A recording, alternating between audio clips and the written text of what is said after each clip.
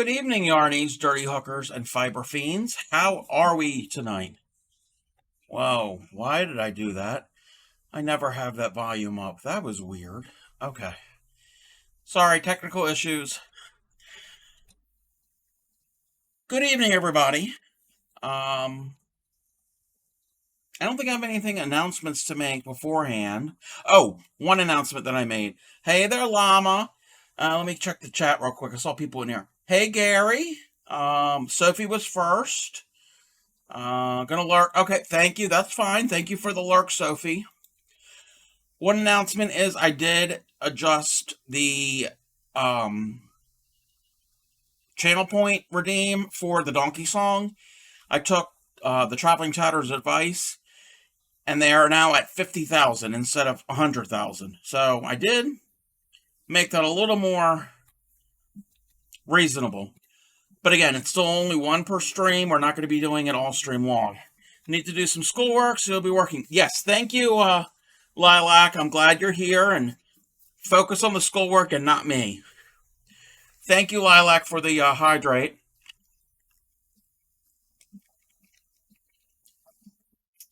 Hey, Lumberjacks lady. Saw that and you're saving it for a special moment. Oh, okay. Oh, that's what I didn't have. That up. I was kind of somewhat running behind with setting everything up, but everything is good. So a special moment. I don't know if you could hear it. Probably not over the music. I have to figure out how to make that volume a little larger. You're halfway there. Yay! Yay for halfway there. Again, I appreciate everybody who tunes in to my stream. I'm grateful for each and every one of you. What kind of camera do you use for stream? Good question. I'll answer that question in 1 second. Hey there, Sue. Alrighty. For my face here, I'm using, and these are just webcams. They're not anything special. I am using, for my face, it is a Logitech C615 HD webcam. So that's that. And then my top down is a Logitech HD C525. Relatively inexpensive. I think maybe each of them are about $25, $30, maybe $40, if that. I don't have expensive equipment. I've got all of my lighting and everything kind of held together with paper clips and hope. So I am not an expert on setup and everything. So hopefully everything's clear and everything looks good. Also, the saving grace for my stream, for streaming for me, is my computer. Oh, let me close this out. I don't need that anymore. My computer, the graphics card is an RTX. So there's software on it that has the built-in green screen here. So where I can do my room does not really look like a wall of yarn. Okay, and you can kind of see things keying out every now and then. Especially, does it work with green? Yeah. Oh, it works there, but sometimes if I move it, like here, it looks like I'm holding nothing. So it's just the way it plays around with the background and everything. Use Logitech for webinar and conference cards. Yeah. I mean, Logitech has been around for a long time, and I've had the top-down webcam for many years. I got the face one here back in, I think, the winter. If you had that amount of yarn, you wouldn't need any for a while. Oh, actually, okay.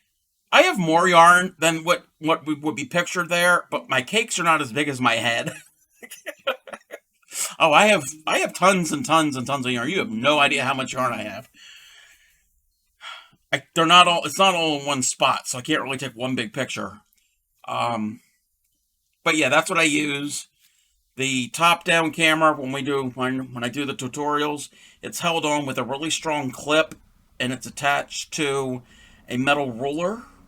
and it sits on the shelf, and there's a weight. It's actually like a Scotch tape dispenser. You know how they're weighted? That's sitting on top of the metal ruler to keep it from falling down. So, yeah, that's behind the curtain of the Crafty Cup. And then my light is actually just a table lamp with a bare bulb. That's why you can get the bright light. And then I have you can't, well, there we go.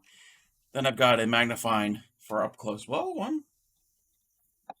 That hit my keyboard. And anyway, so again, thank you everybody for being here. I appreciate it, even if you're lurking. And I think we're going to get right into it tonight. I don't have any other announcements, no other special things besides the channel point redeem.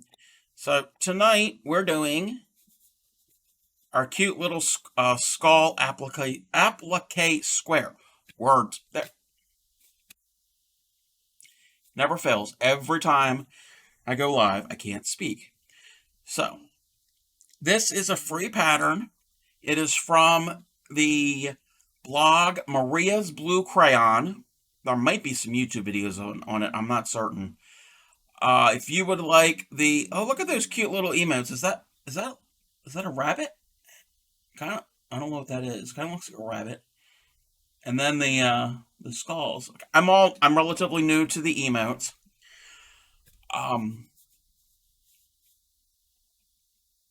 If you want this pattern, the link will pop up. Okay, that is disturbing. Is that an onion? Or garlic? Okay. You're all creeping me out tonight. Takes a lot to creep me out. The link will pop up every now and then throughout the chat. If you want the link now, !skull will get the link for the blog for this pattern. This is relatively easy, and I know I always say that, and there's some people who think, well, you make everything look easy. This is just a square, a circle, 2 smaller circles, and then some stitching for the mouth. So, since white and black don't really show up that well on the camera because black's too dark and the white reflects the light and you can't see anything, we're going to do a strange looking skull tonight. Our background is going to be this tan. Is that a pickle? Oh my god. I love pickles. Sounds so hard. How dare you even suggest that being easy? Shush, llama. Leave it up to us being disturbing or trying to talk. That's fine. No, I love the engagement and the interaction. So the background, the square part is going to be tan, and our skull is going to be baby blue. So, just so you can see it on camera. Alrighty. So let me get my hook. There's my hook. And the square is kind of a solid grainy square, meaning there's not a lot of holes, or it's a solid square, because Llama would not say that this is a grainy square because it doesn't have the grainy stitch. So it's a solid square, but the center is slightly different, and I don't think that really matters because you're going to cover it up. So you can kind of do it however you want. But we're just going to go with what the pattern says.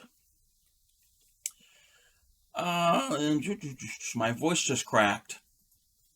Okay, we're going to start with a magic ring.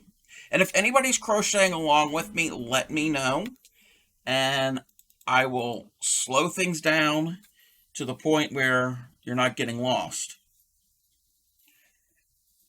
Oh, of course, the Pixgasm. Of course, the Pixgasm emote.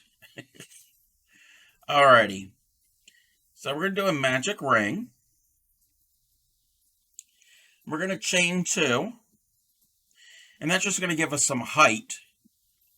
Looks like hemp yarn or burlap. No, it's acrylic. It's cheap acrylic. It just happens to be that color. That would be a little rough on my hands. I mean, you could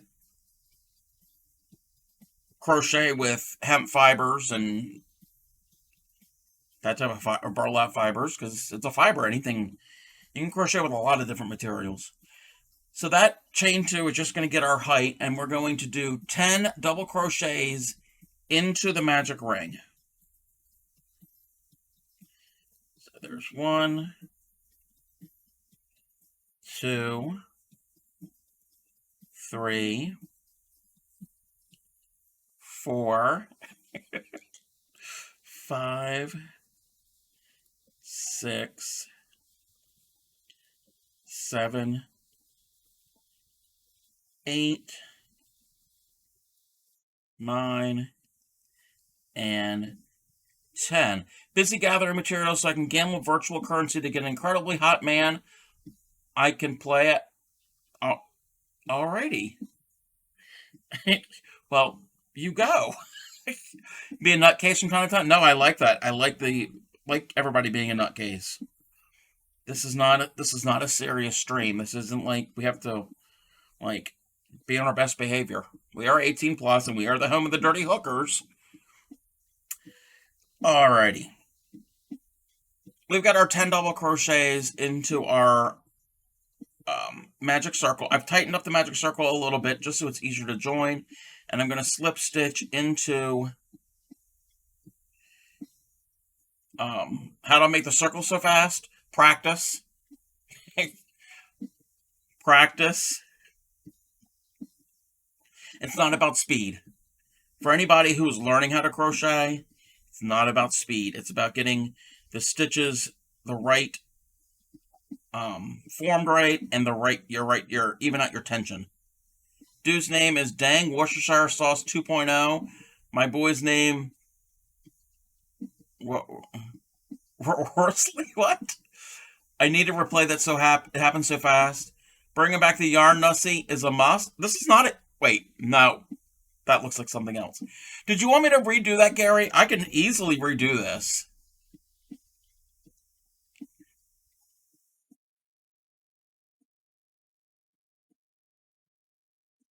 I'm off again. Yeah, okay. Again, like I say, crochet is not permanent. You can rip it all out. We're back to where we started. Alrighty, so we're going to do the magic circle. There's different ways of starting the magic circle. So you said Risley. Risley is the name of your character. All right. Whoa. Hey there, Carmel. Autistic. Happy Monday, everyone. I hope everyone's having a beautiful day today. So far, overall, so far. Yes, I'm having a good day. I actually got a little bit of a nap this afternoon. So I'm having a good day. So we're working on this skull applique. I mean, here's my Discord profile banner currently. Oh, I don't know if I'm part of your Discord. I'll have to take a look at that at some point, maybe. So we're going to do our, oh, thank you. This is not my pattern. This is a pattern from Maria's Blue Crayon. The link for the pattern is !skull, SKULL. And you'll find the written pattern. I don't know if there's a video of this pattern. If you click on the profile on Discord, you'll see him. I already have this water dragon boyfriend. Oh my. I don't know. Those are just words. I don't know what they mean. I mean, I know what each individual word means, but all together. But all right, we're going to do our magic circle. So to do the magic circle, this is the way I do it. I'm going to wrap it around my fingers, cross them, turn. 3 time warps around my digits. It all means a good time for my eyes. All right, okay, that's fine. That's all that matters. So I'm going to have my tail here. I'm going to wrap it around my 2 fingers. There's different ways of doing it. I'm going to form an X, turn my hand over. I have 2 strands. I'm going to go under the first strand and over the second with my hook. Pull it like this and turn my hook. And I'm going to carefully remove my fingers, keeping all of this in place. And I'm going to open up the circle like this. The tail will be here. It's hooked into here. I'm going to chain 2. And that's really going to help lock the circle kind of into place. So it's not really going to fall apart as much. So that is our chain 2. In this pattern, that chain 2 does not count as a stitch. And into this ring, into this big circle, we're going to put 10 double crochets. Yarn over, go in, pull up a loop, 3 on the hook, 1, 2, 3, yarn over through 2, yarn over through 2. That's a double crochet. We're going to do a total of 10 of those, so that's 1. So we're going to do number 2, 3, number 4, number 5, 6, 7, 8, 9, and 10. So we have 10 double crochets into that ring, and our ring is right here. It's this big hole. So we need to close up that hole, and we need this stitch to be next to this stitch. So to do that, our little tail that's here that we made for the magic ring, we're going to hold onto our stitches with our one hand, and our other hand, you're going to take this tail, and you're going to gently pull, and it forms like a drawstring, and you're going to get closer together. They don't have to be super tight right now. And then we're going to slip stitch into our very first stitch, not that chain 2, but in our first stitch. And the easy way to count is when you crochet, I don't know how well you can see it, the edges here, not the flat side, but the edges form these little V's. So we're going to count back. So we had 10. So that's 1, 2, 3, 4, 5, 6, 7, 8, 9, 10. Here's number 10. We're going to slip stitch. And a slip stitch, for those of you who don't know a slip stitch, we're going to put the hook into the stitch. So I've put the hook into the stitch, grab it and pull it through. And now there's 2 loops on the hook. And that loop we pulled through, that's here, we're going to pull that through this loop. And now we get back to 1 stitch. That is a slip stitch. And now we have a circle. When we add more to this, more rounds, that is when I'm going to tighten up the center here. You can tighten it up now if you want, but I'm going to wait till I have at least 1 more round to tighten it up so there will be no hole in the center. That is why a lot of people do a magic circle. That magic circle will create a drawstring so you can have no hole in the center. Sometimes you want the hole in the center, and you can use a magic circle like that. You just don't pull it as tight. Or the other way, there's another way of doing it where you chain up a series of chains and slip stitch the chains together to form a ring. That's a slightly different. That's actually an easier way when you first learn. A lot of people learn with the chain ring instead of the magic circle. So you're learning? Yep. So now we have a circle and we have 10 stitches all the way around. So the square part, we're doing the square. So the black part here, that's what this is going to be. We're not even to the skull yet. We need the base first. So this square is we're going to go around a total of 5 times. So we've already gone around once. So round number 2, we're going to chain up 2. Okay? And in this case, that will count as a stitch. Let me see if I can zoom in a little bit more. So that counts as a stitch, and that's coming out of this stitch right here. So that chain 2 is coming out of this stitch. So in each stitch, again, we had 10 on this round, each stitch is going to get 2. So when we finish, we're going to have a total of 20. We're doubling. And what we're actually doing is increasing each stitch. So that stitch here is going to go from 1 stitch, and then into it we'll have 2 stitches. So that chain 2 is going to count as a stitch. And we're going to go double crochet. So it's the same stitch that we've been doing. Yarn over, go in, bring up the a loop, 3 on the hook, yarn over, go through 2, and then yarn over through 2. So now we have 2 stitches, 2 double crochets in that 1 stitch. What might help for anybody who's starting to keep track of your stitches, you can count, but sometimes it's easier when you do all these different numbers and you have to figure out how many go where.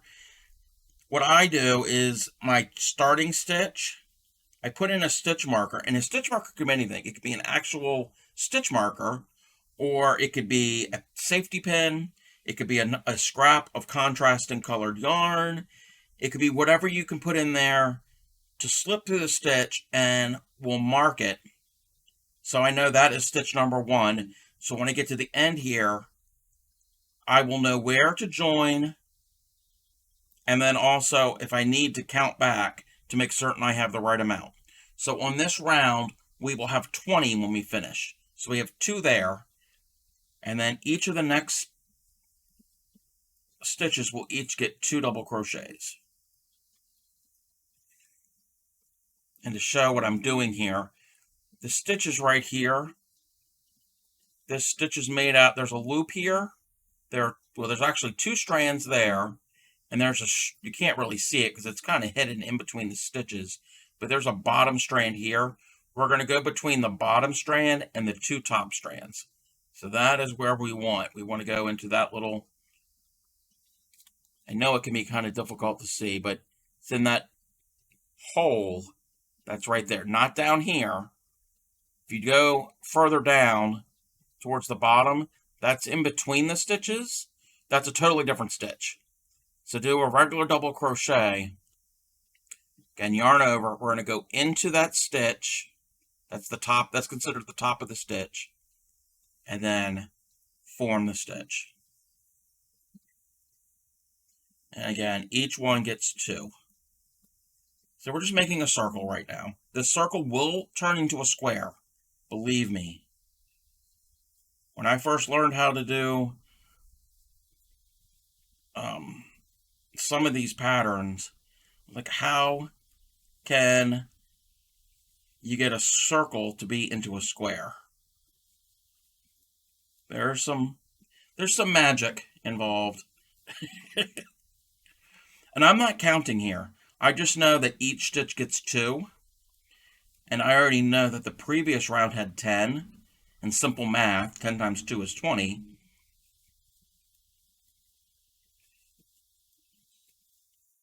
And doing this, I'm evenly increasing all the way around with this. So you're not going to have an oval. I mean, sometimes you want an oval.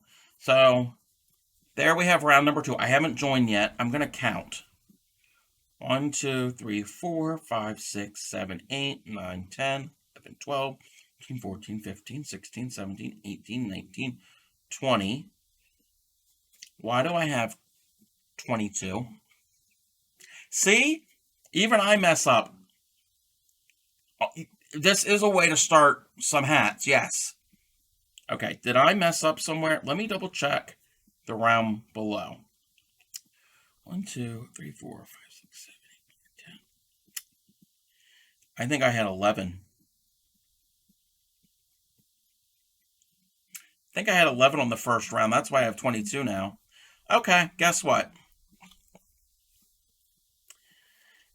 We're early on. I'm going to frog out that round. It's all good. Yep, thank you. Thank you for the frog, for the ribbit. So I'm back to the first round. 1, 2, 3, 4, 5, 6, 7, 8, 9, 10. Hey there, fairy dust. All right, let's count this again. 1, 2, 3, 4, 5, 6, 7, 8, 9, 10.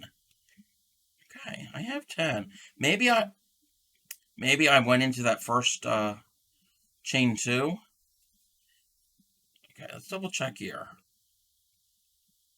1, 2, 3, 4, 5, 6, 7, 8, 10. Alrighty, let's try it again. At least it was one round, and it was an early round. So there's that. I'm not going to worry about the stitch marker right now.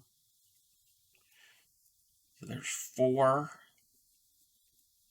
5, and 6 are together. 8 and 9. But yes, Gary, this is a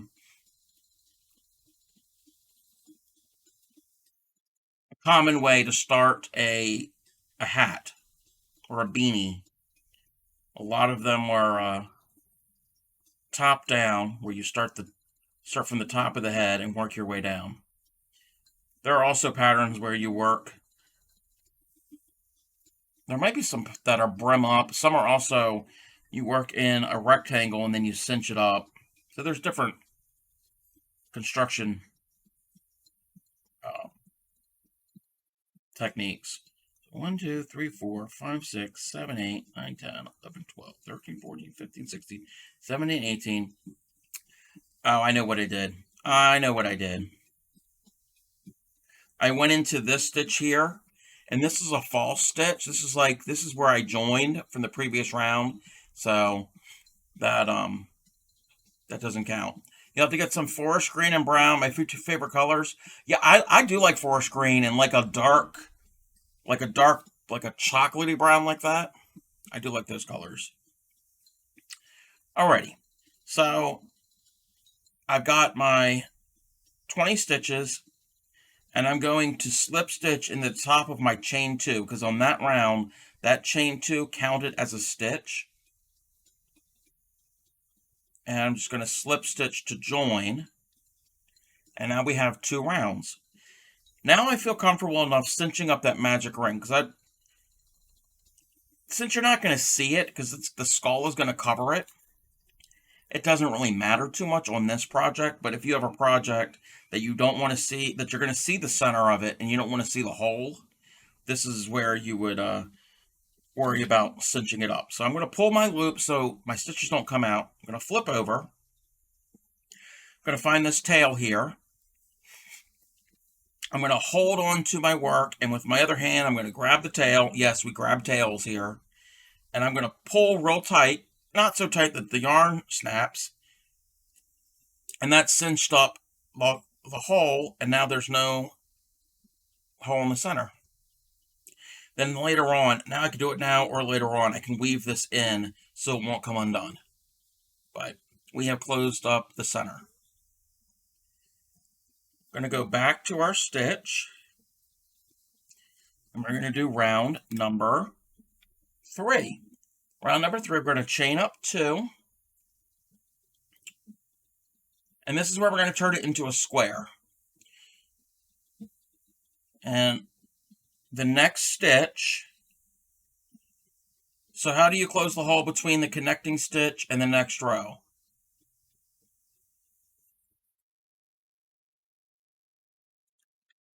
What do you mean? The connecting stitch here, when you do that, that slip stitch that I did here. So here's the end of my round. I'm going to connect it to the beginning of the round. We do a slip stitch, and when you pull this, that will cinch up the slip stitch, and it will form like that. And now we're going to chain up to do the next round. Yep, pulling that tight will cinch it up. And again, like I said last night, most crochet stitches, I don't think I've ever come across any, but most crochet, that's why I say most crochet stitches start and end with 1 loop on your hook. That's how you know you're done the stitch. So I have 1 loop on the hook. You're always going to start with 1 loop. Nope, that's fine. Nothing wrong with newbies. I like having questions being asked, and I like teaching and trying to clarify and all of that. So we've slip stitched to finish round number 2. Round number 3, we're going to change this circle into a square. Yes, I'm a magician. Join the fuzzy side. Even if somebody never ever wants to learn to crochet, sometimes watching it, like there have been other people on Twitch doing different things. I can't think of the top of my head. Like making resin figures and objects. I don't ever want to do resin, but I like watching it. So there is that enjoyment of seeing things being made. So the joy of sharing is so awesome. No, I totally agree. So for round number 3, we're going to chain up 2. And that chain 2 is just giving ourselves some height so we can get the hook further up from this round. Almost watching ASMR? Yes. Yes. Alrighty, so we chain 2. And in this, let me double check something. That chain 2 will not count as a double crochet, I don't think. No. So we're going to ignore that when we join. We're not going to go into that. So in the next stitch, we're going to put a double crochet. So 1 double crochet into the next stitch. The following stitch, we're going to do a half double. Let me zoom in a little bit more. And a half double. For those of you who don't know, we're going to yarn over the hook. So we have 2 loops on the hook, our original and our yarn over. Go into the stitch, bring up a strand, and we have 3 loops on the hook. I don't know how well you can see it with the shiny of the hook. So there's 3 on the hook. Yarn over and pull that yarn over through all 3. That's a half double crochet. They call it half double because it's halfway between the height of a single and a double. And the next stitch gets a half double. So the first stitch got a double, the next 2 got half doubles. Farida says, there are a couple ways of eliminate the gap between the first and the last stitch. You could do a chain 2 as a placeholder for height without counting as a stitch, or use it as a placeholder instead of putting an increase in the first stitch. Just put 1 stitch in the first stitch and 1 in the false stitch, and that counts as an increase. Yes, there are different variations. One is not better than the other. It's different. So thank you, Fairydas, for clearing that up. Probably said it better than I could.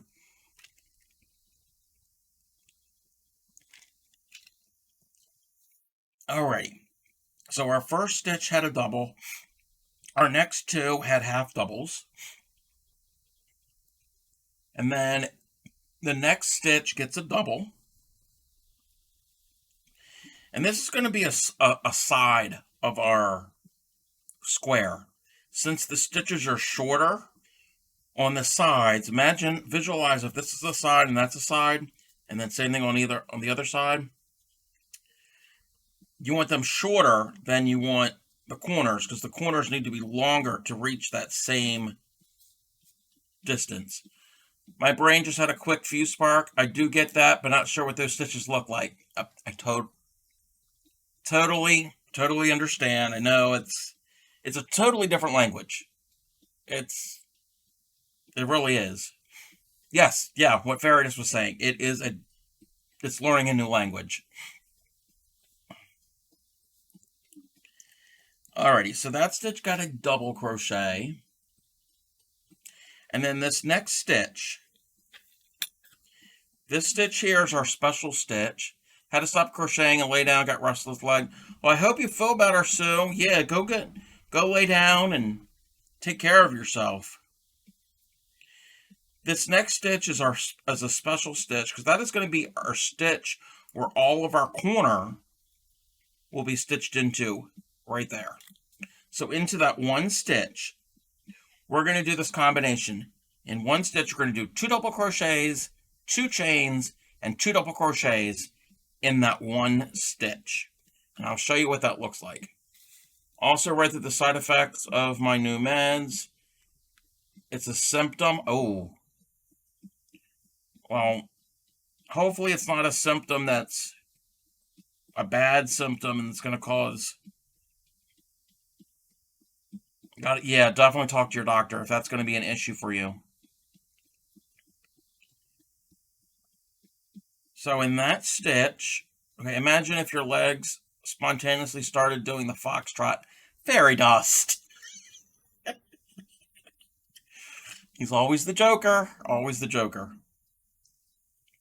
So in this stitch, we're going to do 2 doubles, 2 chains, and 2 doubles, and I'll show you what that looks like.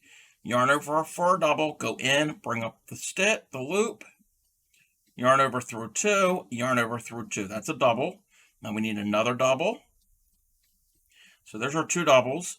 We're going to do 2 chain stitches. So 2 chains, and then 2 more doubles in that same stitch. I'm going to pull the loop real long so we can see. So that right there is a corner. And you can kind of see here, our stitches are here, and then here they turn a corner. That's how we're going to turn it into a square. Can't sit still with this. Yeah, restless leg is not fun. Side effects of meds are terrible. Yeah, definitely go lay down and relax, and if you need, like you said, talk to your doctor about that.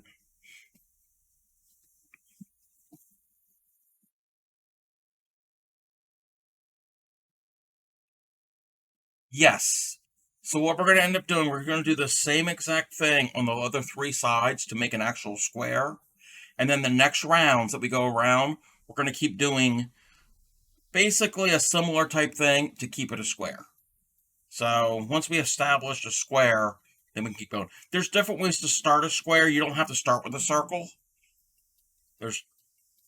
Each pattern is different. This just happened to be how this one works. And I don't think it's going to matter too much if you're doing this, because this is going to cover it up. You're not going to see there's a circle here. You're not going to, you can kind of see it on camera. So how many stitches do you need to square off the circle? It all depends on the pattern. Each pattern is different. And it's all math. It's all based on how many you have here, and you have to divide it by 4, and that's all pattern design. So now what I have to do is I have to repeat what I just did here. So the first one gets a double. The next 2 get half doubles. Because remember I said half doubles are shorter than a double. So if I did all doubles here, you're going to have taller stitches, and it's not going to be square. You're going to have it's going to go up and then back down. So those half doubles fill in that distance between our ring and where we want our edge to be. The next one gets a double. Depends, would have to be divisible by 4 to square it off. Yeah, well, yes, yeah. And if it's not divisible by 4, there are some cheats that you could add an extra stitch here and there to kind of fudge things. Crochet can be forgiving at times. There are times that it isn't.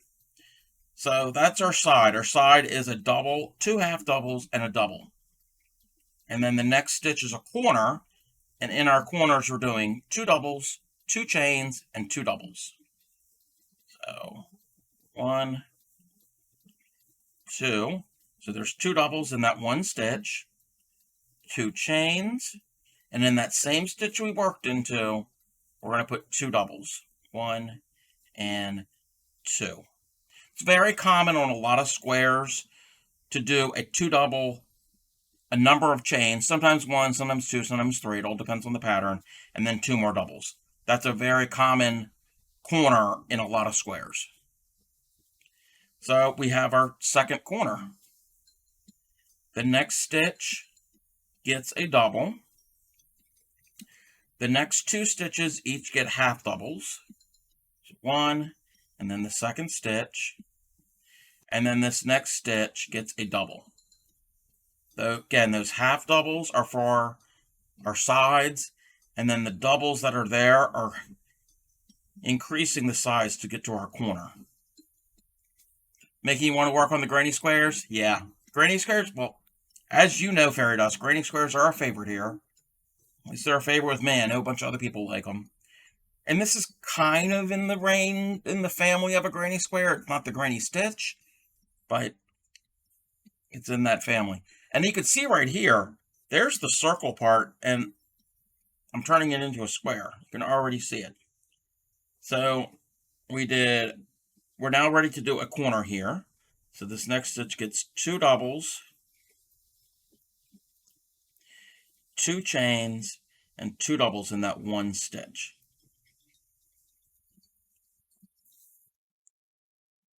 And forcing all of those stitches into one will fan it out. I mean, there's no other place for the stitches to go.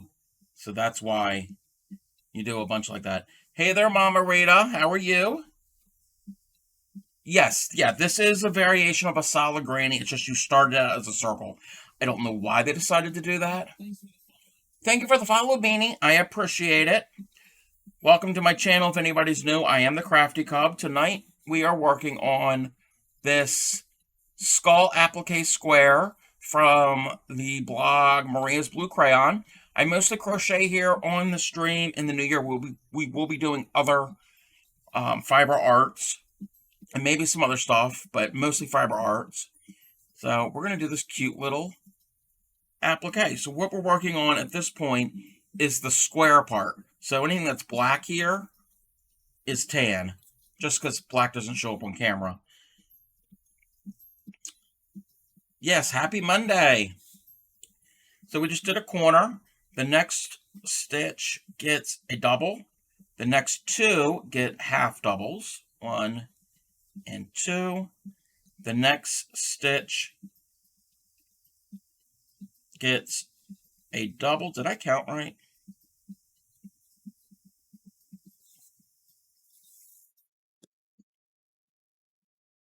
Okay.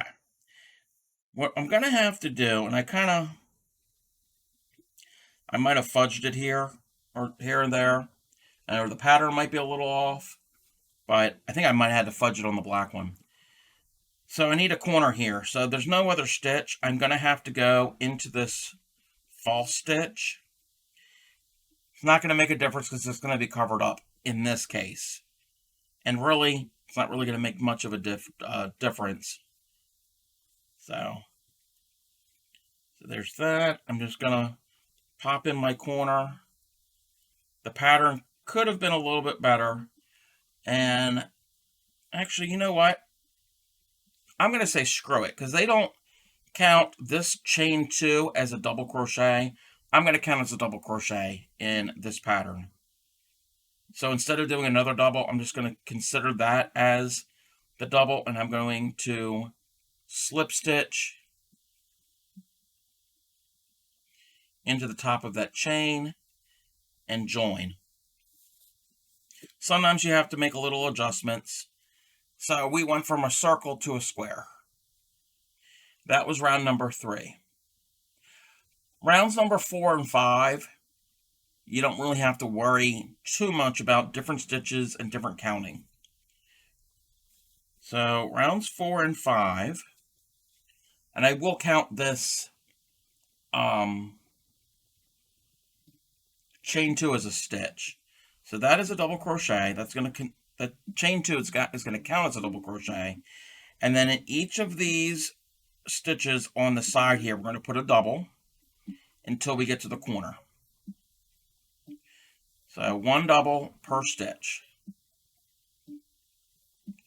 And it would help if I go into the right part of the stitch. And I'm just working my way across, just like if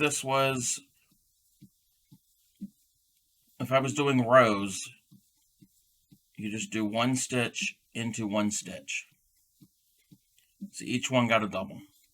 We're at the corner here, and in the corner gets 2 doubles,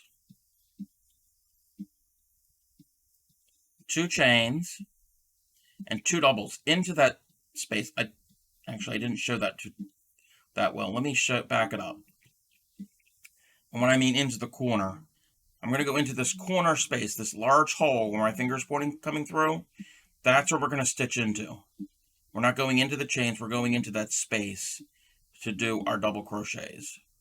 So there's 2 doubles, 2 chains, and 2 doubles all into that one corner.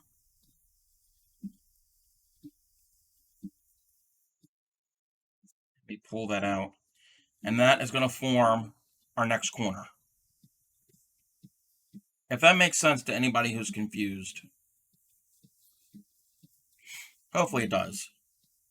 And always be careful not to miss the first stitch. That's what I was getting ready to show right here. A lot of people, depending on how tight your stitch or how fluffy and full and thick your yarn is, sometimes this here, this little spot here gets hidden in these stitches.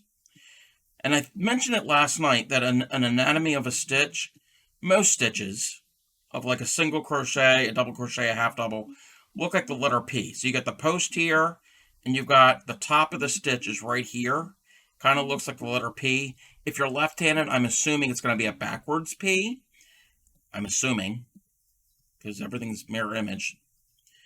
And so this stitch here, the top of it is not here. It's here. So you definitely, like Fairy Dust had said, you want to, sometimes what I'll do is I'll move these stitches over so I can find the top of the actual stitch. If you happen to miss that and you keep going and you're counting before you get too far and you don't feel like frogging out all of those, there is a cheat. You could add an extra stitch along here, so your stitch count is going to be correct.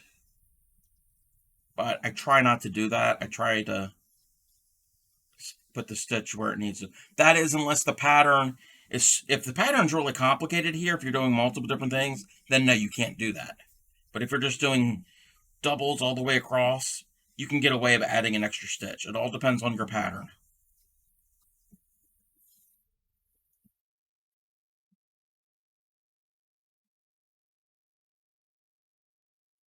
Alrighty, now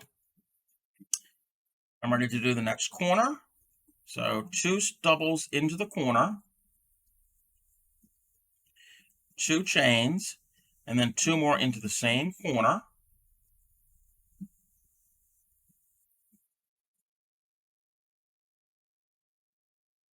So what is everybody working on? I didn't even ask that earlier.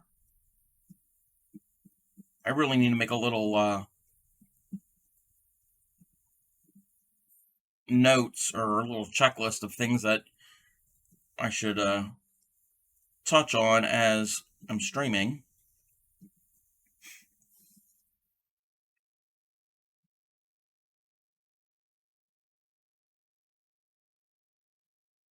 Wait a minute. I didn't even do that right. Embroidery. Ooh.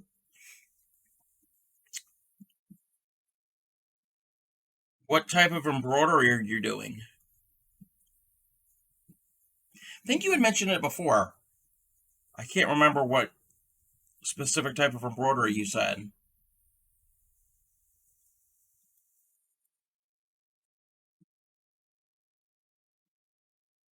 Yeah, we'll be doing a little bit of embroidery in the new year. Just regular, okay. Nothing wrong with that.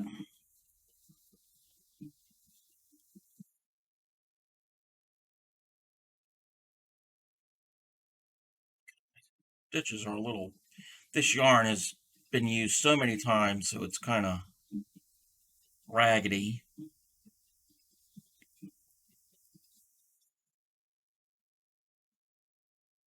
But that's all we're doing here is we're just making our little square. And chain 2.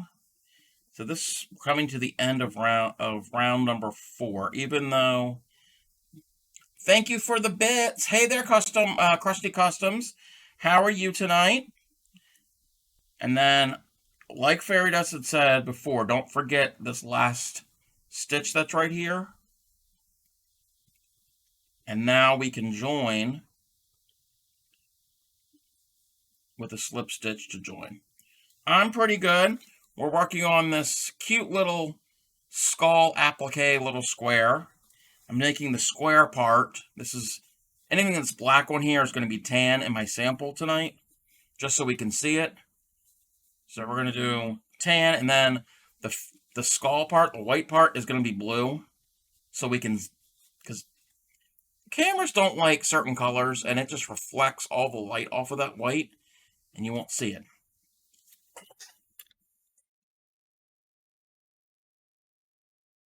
Alrighty.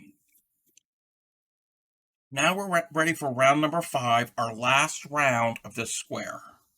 So we're going to chain up 2, and we're going to do the same thing like we did for round 4. Each stitch gets a double crochet. You do one stitch into each stitch until you get to the corners. Hey there, Darren Keefe. How are you? Welcome to my my channel. I'm the Crafty Cub, mostly crochet.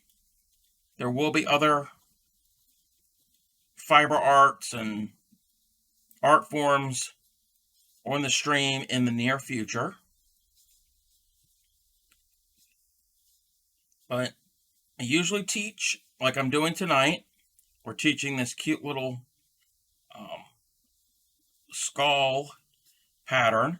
Again, it's from the blog called Maria's Blue Crayon. I've used a couple of her patterns before on the stream.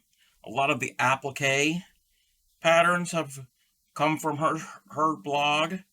I really like them. They're really cute and are small, and they work up somewhat quick.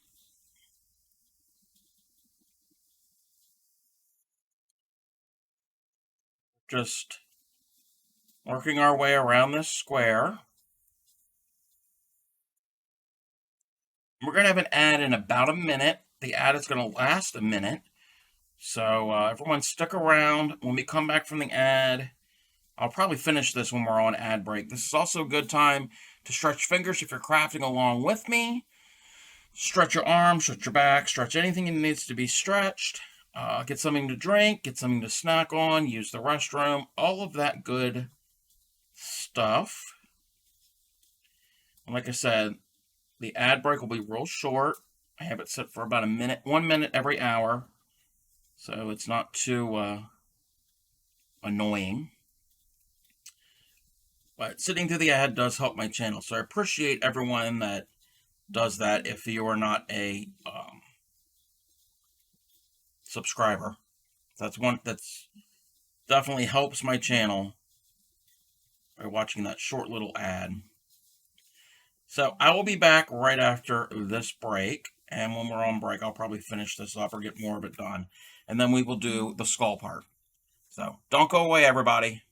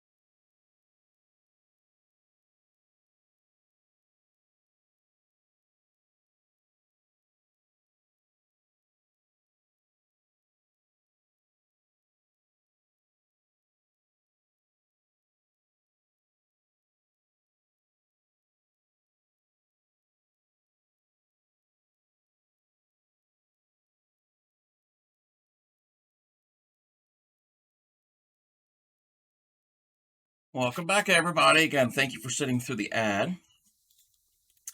Alrighty, while we were on our little quick break, I finished off the square. Let me zoom on out. And I've slip stitched to join. So we have our finished size. You can make this as big as you want. I mean, you can keep going. And then I'm going to show a quick little way to finish off. And this works for any type of crochet to finish off your end. If you're going to end a strand completely, joining a different colors is a little different, but if you're completely done, you're not adding anything else to it, I'm just going to chain one, do a simple chain, and I'm going to cut a tail, however many inches. You want to have it long enough to weave in. Cut that there, and then what you're going to do is you're going to lay this here, and your hook is still in your loop, in your chain, and you're going to take the hook, and you're going to pull the hook like that, and that's going to pull through the chain and form a knot. And then all you have to do is pull this gently and snugs up that knot. So that is a really good, quick, easy way to finish it. And now all you need to do is to get your yarn needle, which I got to take yarn off that needle, and then weave in your ends. So, Krusty Customs, have you been practicing the chain and the single crochet?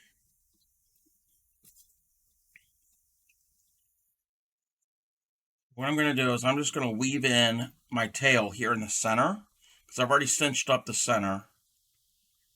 We're just going to go in a few stitches.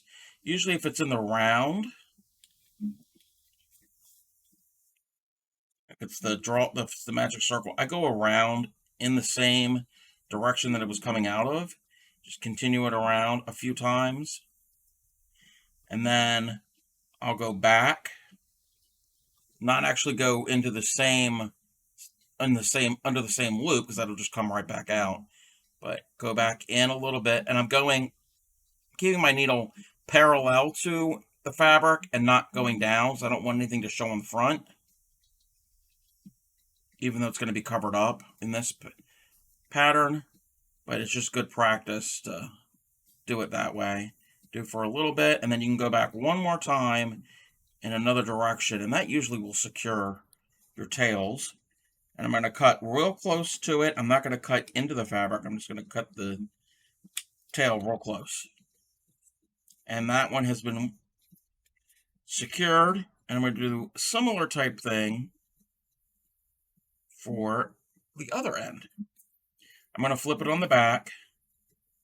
I'm just going to pick up a few of these stitches wherever I can get them. I'm just going to go through, and you kind of work your way down one of the double crochet stitches on the back side. Pull it through, and then I usually get to where one row meets the neck, so right here, and just weave it in through a bunch of these loops. There's really no right or wrong way to do this, as long as it's secure. I go in one direction, go back the opposite direction, and then back the same direction I started with. Usually that will be good and secure enough. Just those 3 little passes should be enough. And we've got our square. So we're going to put our square to the side. We don't need this until we're ready to construct. So we're going to make a bunch of different parts and then put the parts together to get the finished square. So put that to the side. For tonight's purposes, our skull will be played by the baby blue. It's going to be a unique looking skull. And all the skull is a circle. And we've got 4 rounds. So no square involved with that.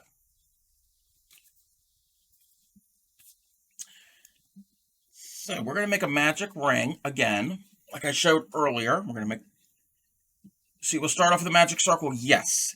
In this case, we definitely want a magic circle, because you're going to see the front of this.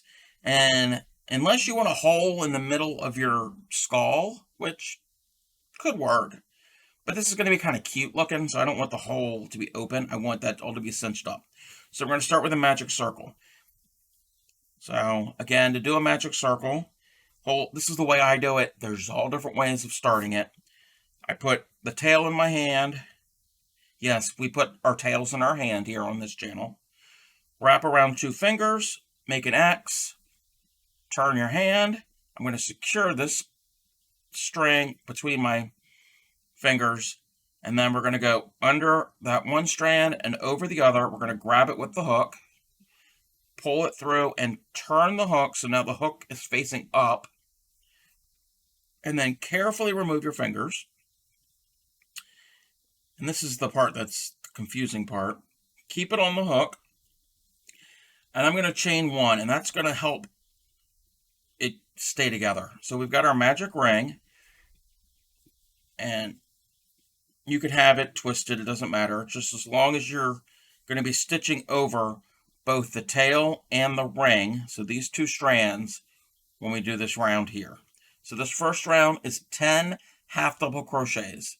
So a half double, again, is you're going to yarn over, go in, bring up the loop, 3 on the hook, yarn over through all 3. That's a half double. So we do 10 of those. So that's 1, 2, 3, 4, 5, 6, 7, 8, 9, and 10. And we need to join here to here. So this is where we're going to pull the drawstring. It cinches up. And we're going to do a slip stitch into our first stitch. Let me count back. 1, 2, 3, 4, 5, 6, 7, 8, 9, 10, which is right here. We're going to do a slip stitch to join, and that is round number 1. We'll tighten it up once we get at least one more round, just so I have something to hold on to. I find it easier to do it that way. Round number 2, we're going to do 2 half doubles into each stitch. So we're going to chain up 2, and then that's going to count as a half double. And in that same stitch, we're going to do another half double. So we had 10 on the first round. This round we're going to have 20. So there's 2. This next stitch gets numbers 3 and 4. The next one gets 5 and 6. And the way I do it when I'm increasing it around, and I do this when I'm off stream, I'd say in my head, anytime that there are 2 stitches into 1 stitch in a circle, I go, so wait a minute, that was 1, 2, okay, so we had 6. So this is stitch number 7 and 8. So when I say the word "and" in my head or out loud, that means those 2 are in the same stitch, because that's going to help me when we get larger, because we're not going to do 2 stitches in a stitch on every stitch further along in the project. So just something that I usually do. Hey there, Freebs, how are you? Welcome to my stream. I am the Crafty Cub. We're making this cute little skull applique little square. We made the square just now. Now we're working on the skull part. Yes, it's blue and tan, but so we can see it on stream, because if not, the camera won't pick everything up. So there's 1, 2, 3, 4, 5, 6, 7, 8. Actually, let me stop real quick. I'm going in that chain 2 that we started with. I'm going to put in a stitch marker, so I know that's our first stitch. And I use a contrasting one so I can see it, or try to use a contrasting stitch marker. So if I would have used the blue, I could see it, but you might not be able to see it on camera. So there's 8 there, right? 1, 2, 3, 4, 5, 6, 8. So the next stitch will get 2. So it's numbers 9 and number 10. So we have 10 stitches all the way around in this round. This one gets 11 and 12. And this one is 13 and 14. This one's 15 and 16. 17 and 18.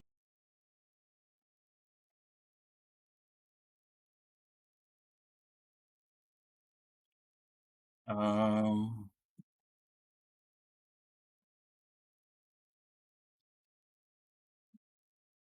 am I back?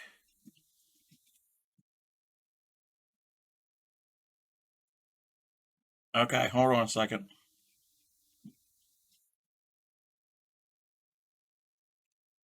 Alrighty. Twitch must have had a little an issue. Oh, okay. We're gonna have a little ad because I restarted. There's always an ad that starts. So um it'll be a real quick ad. Sorry everyone.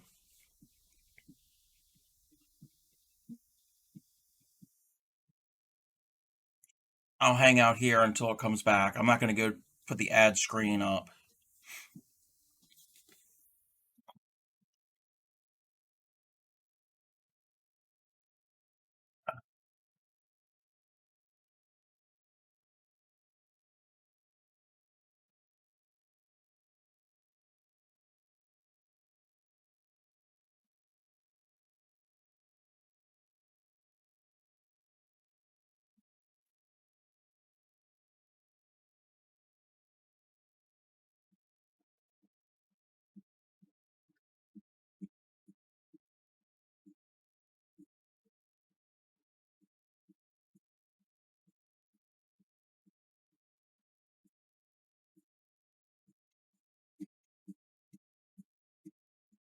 You're back with me? Okay.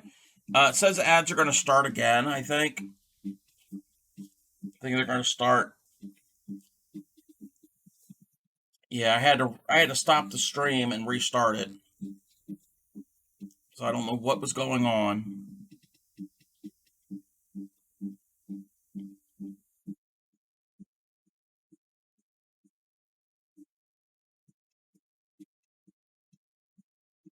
Give it a give it a little bit. Twitch is doing its Twitch thing.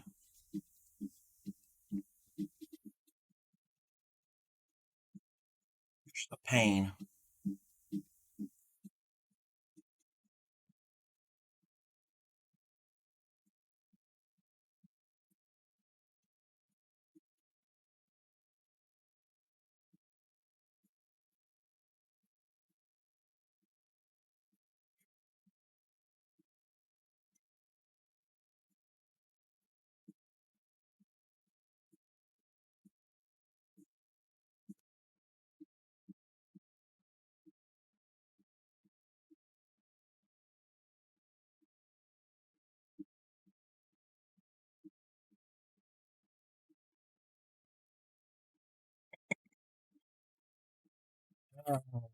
Twitch, Twitch, Twitch.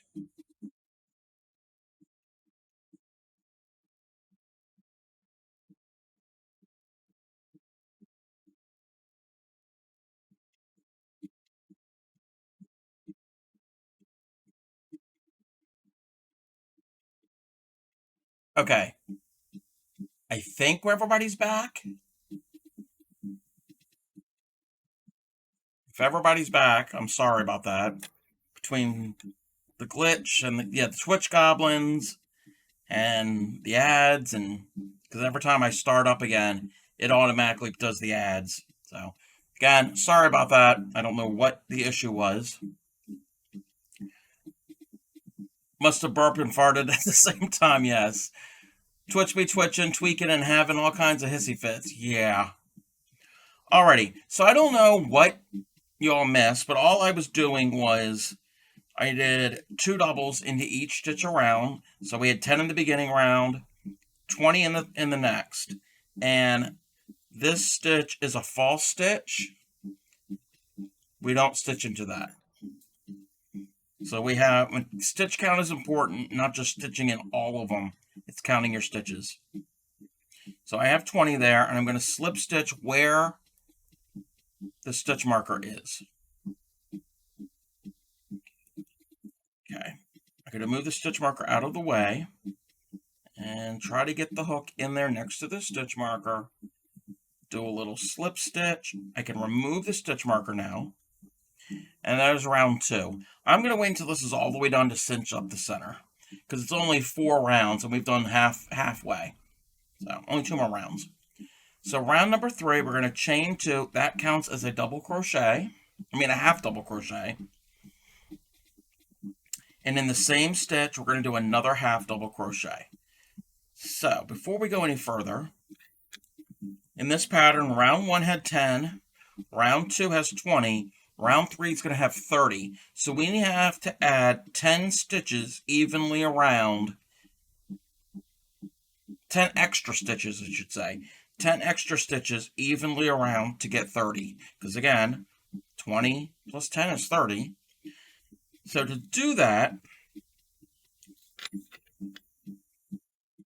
what we did here is we have a chain 2, which counts as a half double, and another half double. That is considered an increase. 2 stitches into 1 stitch is an increase. So that's 2 stitches there. I'm going to mark my first stitch. Actually, go into the top of the chain. And then the next stitch gets a half double. And that's the repeat. So now the next stitch gets 1 and 2. So that's an increase. And the next stitch only gets 1. So I've already done 6 stitches. So this next one gets number 7 and 8. And number 9's by itself in the next stitch.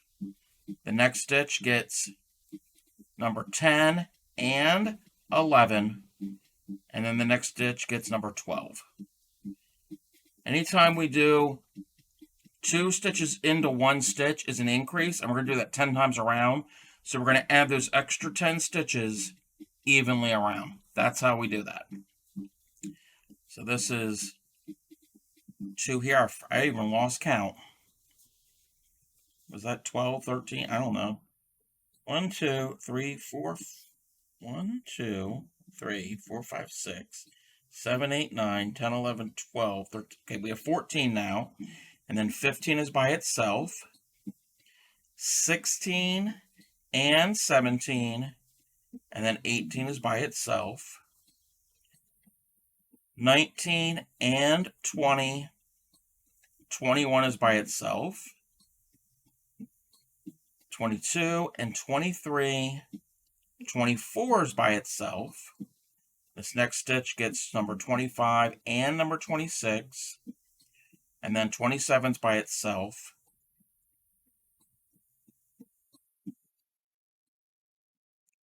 Why didn't my numbers come out right? This happens every now and then. We have an issue. Maybe I didn't count right. Okay. 1, 2, 3, 4, 5, 6. Wait, let me count the row below. Make sure I have 20. 1, 2, 3, 4, 5, 6, 7, 8, 9, 10. Okay.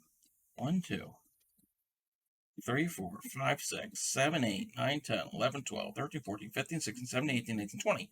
I have 20. 2, 3, 4, 5, 6, 7, 8, 9, 10, 11, 12, 13, 14, 15, 16, 17, 18, 19, 20, 21, 22, 23, and 24, 25, 26, 27.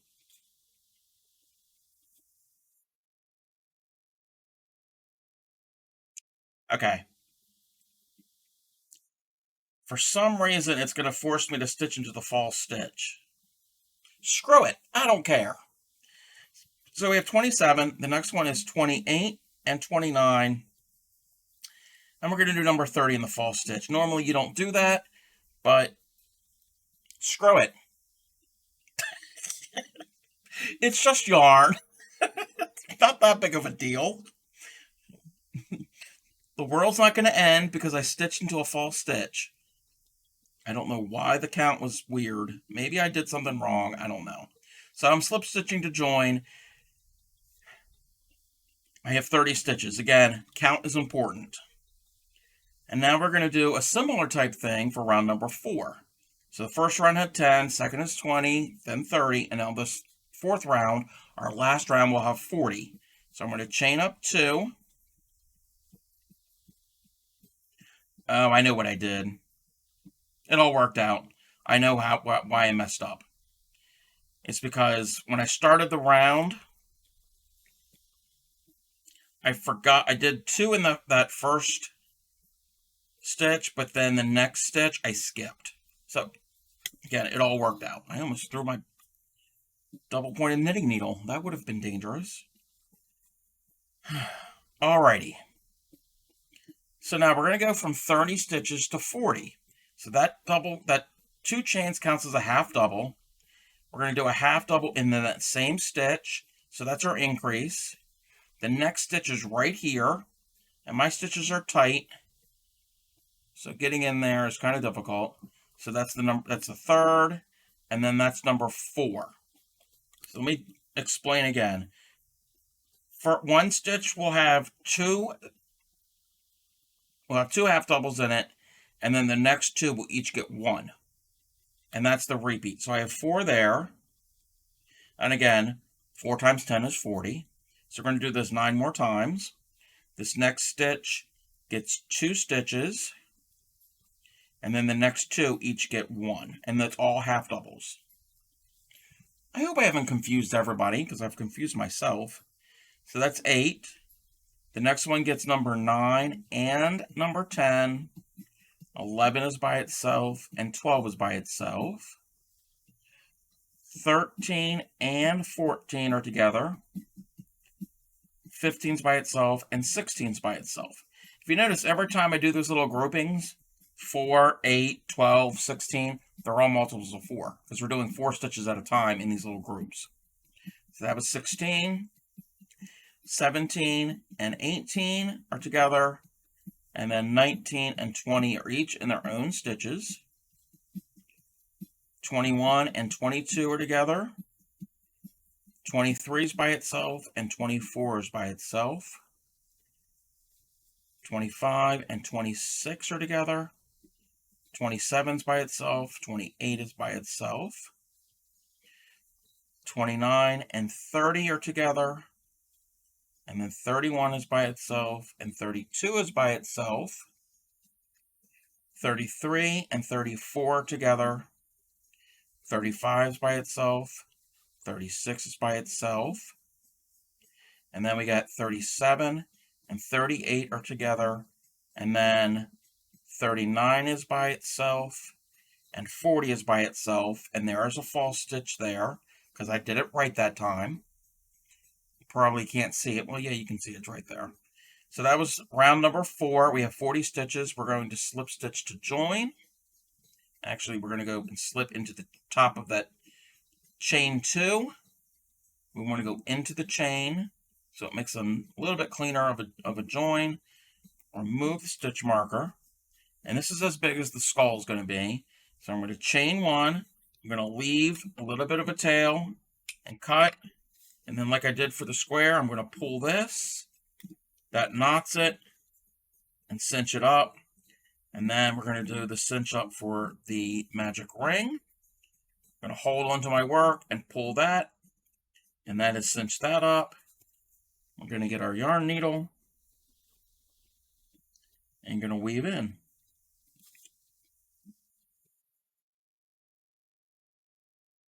Now what you could have done, and I didn't do it, for this one here, you could have left a really long tail, because we're going to need something to stitch this to our square. But I could always add another strand of yarn and start new. It's not that big of a deal. Sounds like a lot of stitches went to the stag party. Yeah, they did something. Some were together, and some hooked up, and some didn't. Again, that's just the way I think of it, to keep track of where to do the increases. If I just say 1, 2, 3, and 4, but if I put emphasis on the and, that tells my brain that those 2 are together in one stitch. Everybody has their own little way of trying to figure that out and remember.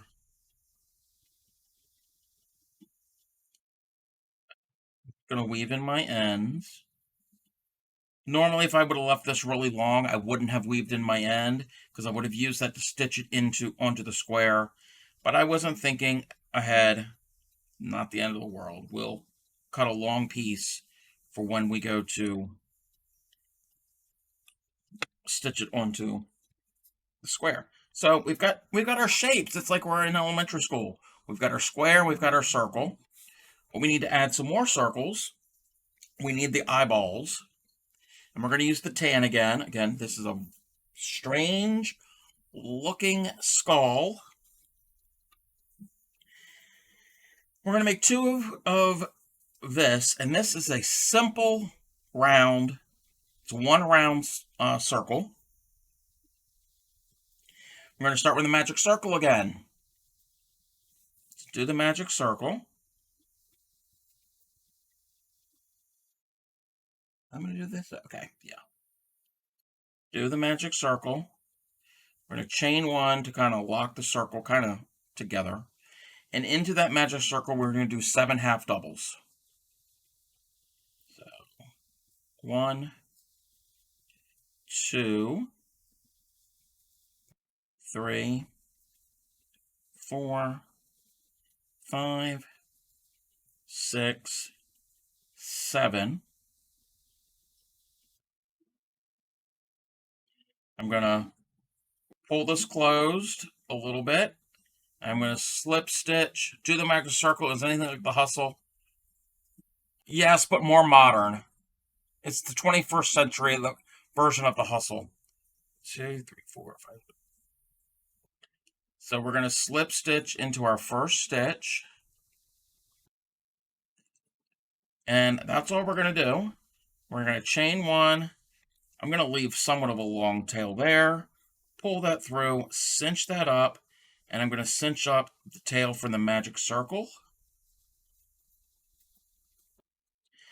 I will weave in, actually this is something I'm going to do. I'm going to do something a little bit different. Since I have two tails real close to the edge of it, we're going to possibly, if we need, use both tails for when we stitch things on. So all I'm going to do is I'm just going to do a quick little stitch, and I'm going to stitch through out to the edge. And I'm going to leave it like that, leave the two tails on the circle. We're going to make one more just like this.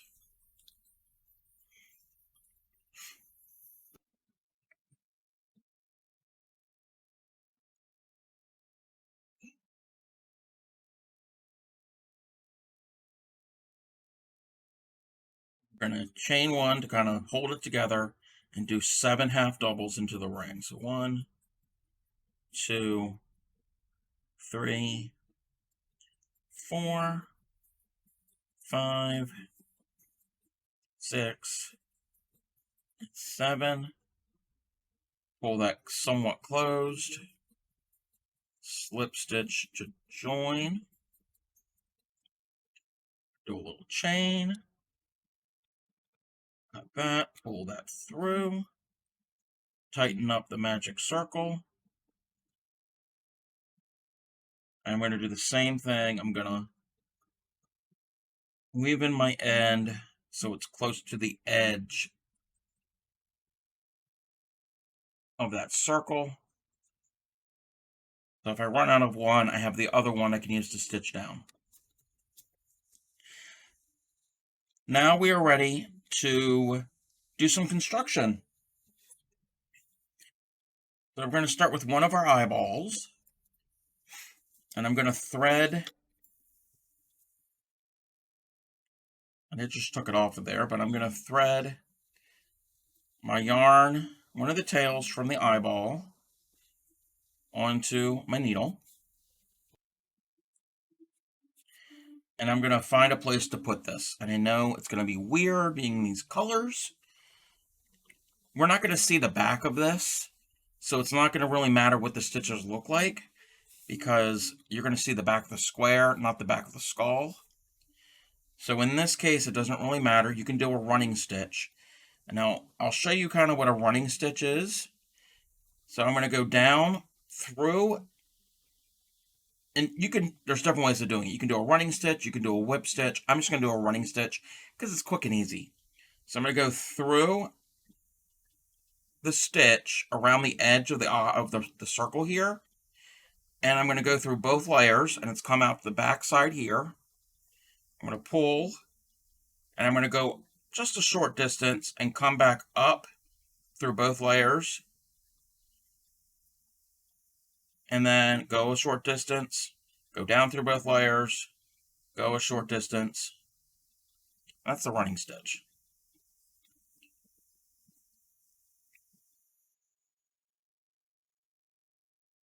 And the running stitch is a type of embroidery stitch. It's a basic sewing stitch, actually, is what it is.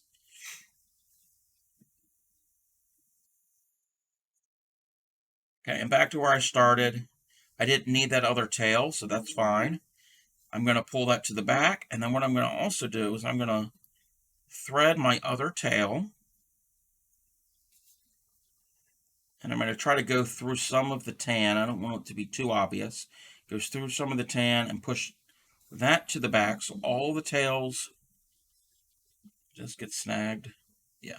So now both tails are on the back side. You could do this separately. Doesn't really matter when it comes to this.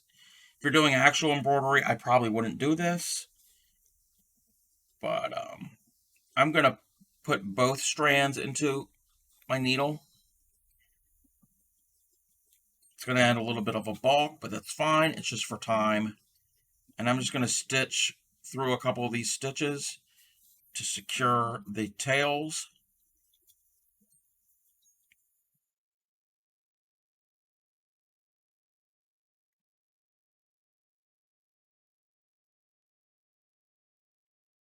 And that's good enough. I'm going to clip my tails, and one eyeball is placed onto the circle. We're going to do the same thing for the other. I don't think I'm going to need the second tail, so this is what we're going to do. To avoid any of that, I'm going to get rid of the second tail now. Sometimes, if your tails are too short, having that second one could be helpful.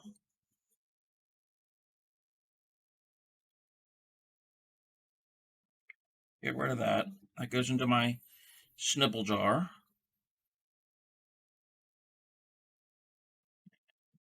Thread the needle. That's always a challenge. Now we're going to place our eye wherever we need it. So I think we're going to go right about there.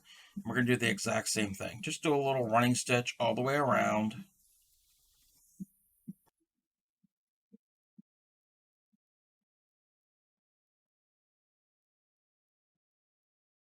Not all of us grew two tails, and I just have a bobtail.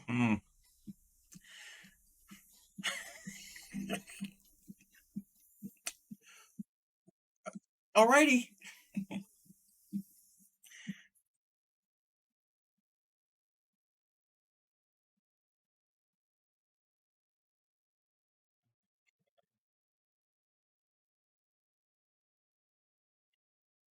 And that's stitched on that quick.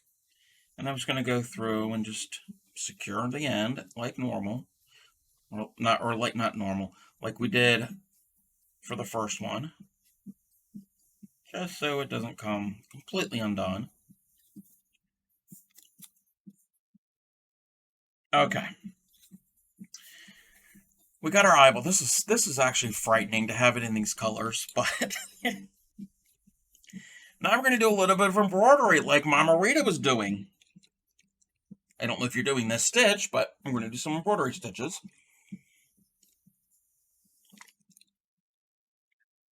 I'm going to cut a length of yarn. It doesn't have to be, you don't want it too long, but you don't want it too short. If it's too long, it'll end up fraying and you'll have a knot and a mess. We're going to do the mouth part now. So all I'm going to do is I'm going to do a back stitch. I'll show you to do the back stitch to do the main part, and then I'll come back with these smaller stitches to make the teeth. I guess that's what they're supposed to look like. And I'm just going to, you can use stitch markers, you can do whatever, you can visualize it. Get an idea of where you want your mouth to start and to stop. So I'm just going to put a stitch marker here just as an idea of where I want it to stop. And I'm going to start right about here. I'm going to try to follow, I think I'm going to follow this curve of the stitches. So I'm going to come up from the back. I'm actually going to do a real back stitch. I want my stitch to stop here. So when I come up, I'm going to come up a little bit further away. I'm going to leave a little bit of a tail on the back side. Just leave that there. And now they call it a back stitch is because your stitches are going to go in this direction, but each individual stitch is worked backwards. So you're going to move this way, but each stitch moves back the opposite direction. It's good for outlining too. So we did a little stitch there. Get some dark hot chocolate cocoa. Ooh, hot cocoa sounds good. So we did our first little stitch, and now we're going to come up about the same distance, a little further along, because we're going to keep visualizing this smile here. So I'm going to come up right about here. You can go through the yarn. You don't have to worry about going into a specific spot or a specific hole in the stitching. It's not the goal here. So we're going to go about that distance, and we're going to go back down in the same hole where this stitch came out of.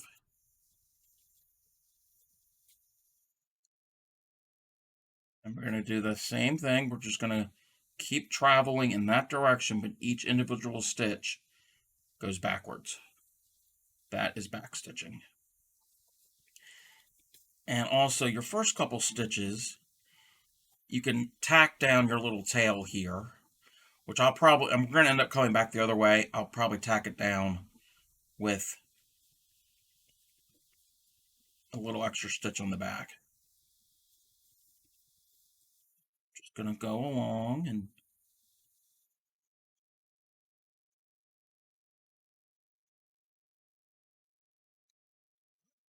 drop the needle. And I can do one more stitch.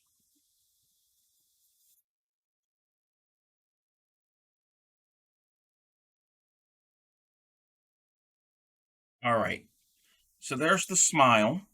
We can remove the stitch marker. That was just a destination. Actually, I'm going to go up one more. I'm going to go one more little stitch. It just seems a little off there, but you put your stitches wherever you want them. And then you can do as many of these little intersecting stitches as you want. I had 5 there.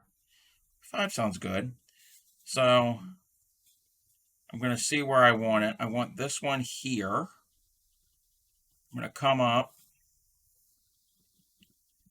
And I'm going to try to go through the yarn, not through the hole here. Try to go through the actual yarn, all the stitches of it, not that little gap. And there's no right or wrong way of doing this. And I'm going to put that there. I could have made that a little longer. This next one, I'm going to go a little longer. Then we're going to go down here. This might be a little derpy, but it's a skeleton, so it doesn't have to be precise.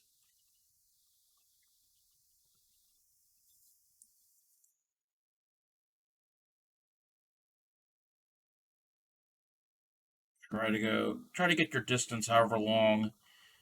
If you want to make them even, try to get them even. If you don't want them even, like that one's not even, that's fine too. Guess it all depends on what you're trying to do here. And then, yeah, that one's going to be a much longer one. He's a skull. That's scary. It's scarier than this one, but... And then on the back side, I'm just going to take this, and I'm going to try to stitch over this, my starting tail. Put that through that loop to help secure it into place. And you can do that a couple times. Again, I'm no expert in embroidery, and this isn't fine embroidery. Alrighty, so we've got our little skull done, and now we're ready to put the skull on the square. God, those colors are horrible. Oh, I don't need that. I need the blue. The same way we stitch down the eyes is how we're going to stitch down the skull. But I'm going to do something different. I didn't leave a long tail, and I should have. But we'll make our own little tail. On the back side, anywhere near the edge, I'm just going to, I've strung up some of the blue yarn.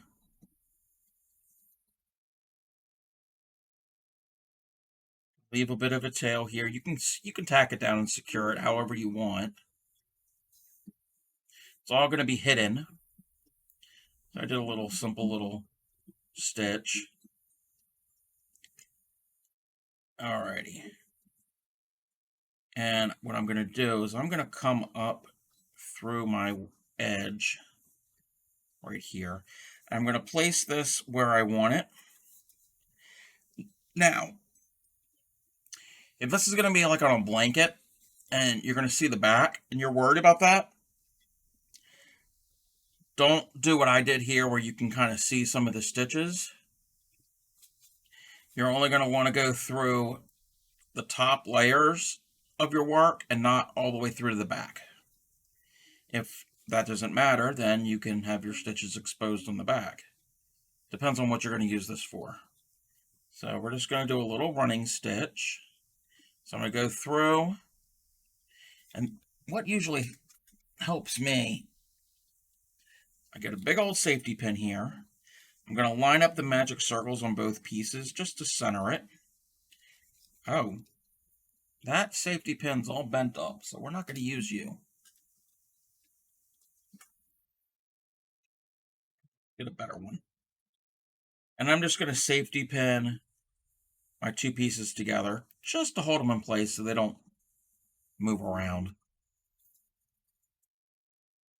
And we're just going to do a little running stitch, go through there, and I don't want my stitches to show, so I'm only going to pick up a little bit of the brown. I'm not going all the way to the back side. And to also doing this in one motion, I'm going to go down through the blue, just kind of grab a hold a little bit of the brown stitch, and then back up through the blue, and then pull it through just like that. And then that way, well, you're going to see the holes because of the granny square, but you're not going to see the stitching that I'm doing.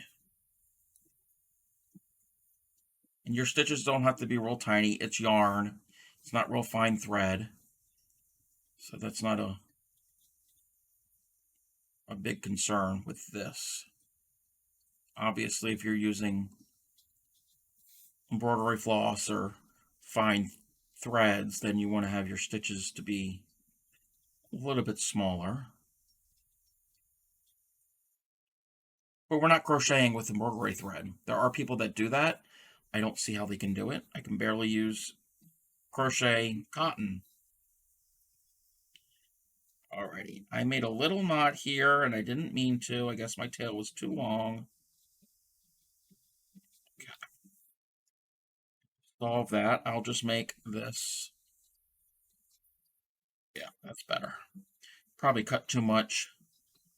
I'd rather have too long of a strand than not enough.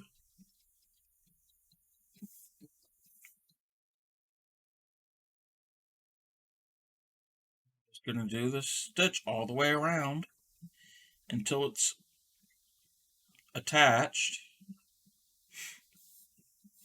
Yeah, these colors they're disturbing me a little bit. Something about the beige and the blue. But again, it's only for camera purposes.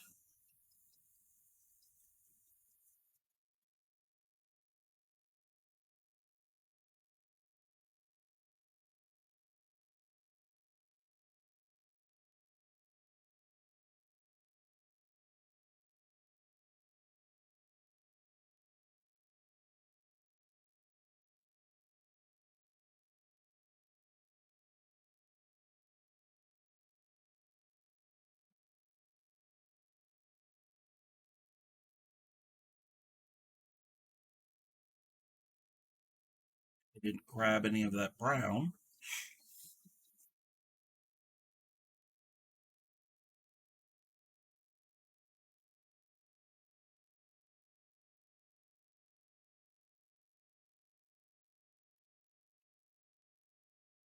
Music's giving me Danny Elfman vibes. Yeah, it kind of did.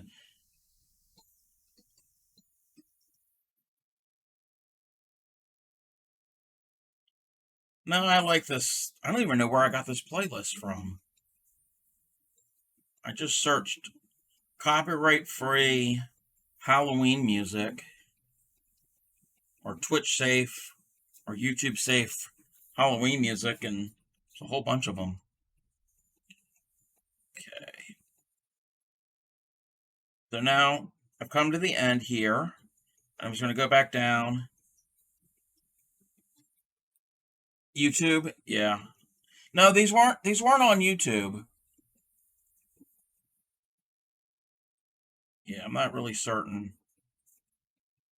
I'm just going to go through and I'm going to secure my tail here, and there's different ways of doing it. I'm just going to go through some of those stitches, and I'm going to go back just right around the edge here, so you're not going to see it either from the front or the back. I'm going to do that a few times.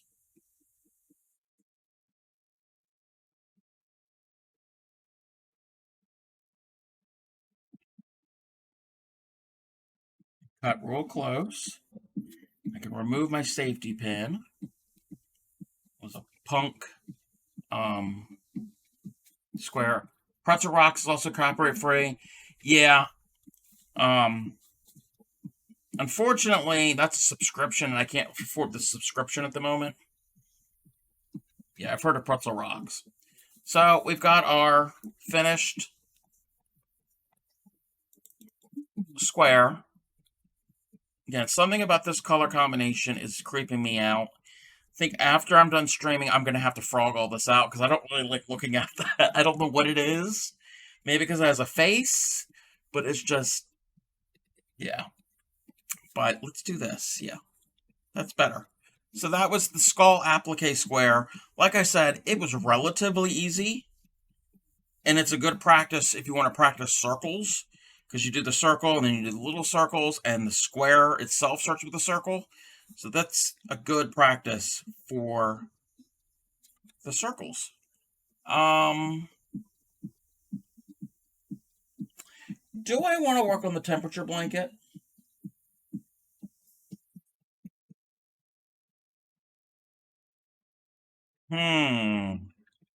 Do we want to work? Do I want to work on the temperature blanket or one of the donation blankets? Yes, I do. I worked on it a little bit earlier today. Off stream, I did add lots of orange. And that's another thing. I am running low on orange, but I'm not out of orange yet. Or do I want to work on the donation blanket? Let's see. I'm not going to bring the temperature blanket over right now unless I am going to work on it. But it's all the different colors. So would you want to see that, or did you want to see me work? And again, I'm not teaching anything for these. Or me to work more on this blanket. Let me zoom out. I'll let you guys decide. Temperature blanket, or this is called the summer lace blanket. And if anybody has any questions about anything with crochet, you can always ask me, and I can do some of that too. The hook.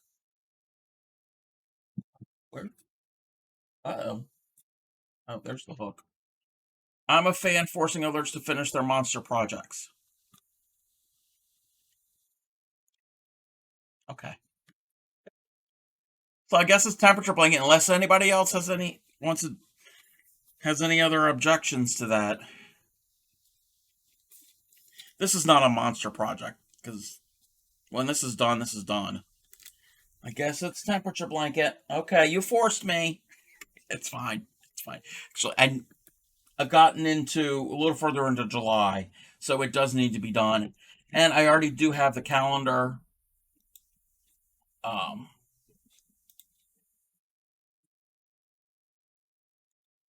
um, for that pulled up. Alrighty, I gotta move the yarn bullet real quick.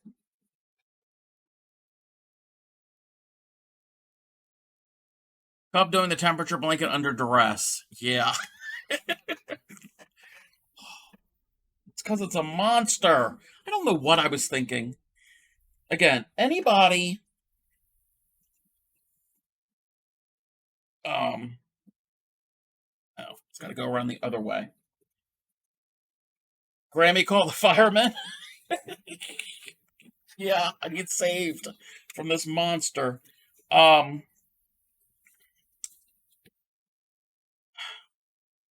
if I ever make another temperature blanket or a blanket again, please, please, everybody tell me not to make one so big. This isn't the heaviest blanket I've made. I made a really heavy one. I gave it to Grammy, and that one's way too heavy. It's really pretty. It's actually a crochet crowd pattern that I found years ago. It's called the Ocean Waves pattern, where it's kind of like a ripple, but it's more of a gentle. It's not like a pointed ripple. And every however many rows you do back loop only. And I did it in like blues and like ocean colors. So could you tell we had 80 degrees for a long time back in July? I think there's 11 days. 7, 8, 9, 10, 11. Let me see if there's 11 rows. Let me see what row I need. 2, 4, 5, 6, 7, 8, 9, 10. Okay. The row I started here is row number 11. And then when that row is done, we have red. We had a 90 degree, well, it's actually 92 degrees that day. Well, let me just switch that over because I'm not working on the skull.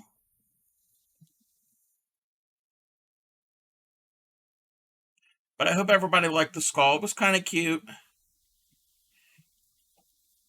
Wasn't too involved. Wasn't too complicated. It's how a lot of those patterns are over on Maria's Blue Crayon. They tend to be a little bit more simpler. At least the ones I've seen have been simpler, and they've been smaller pieces like squares or appliques. Actually, let me check this. Let me go back and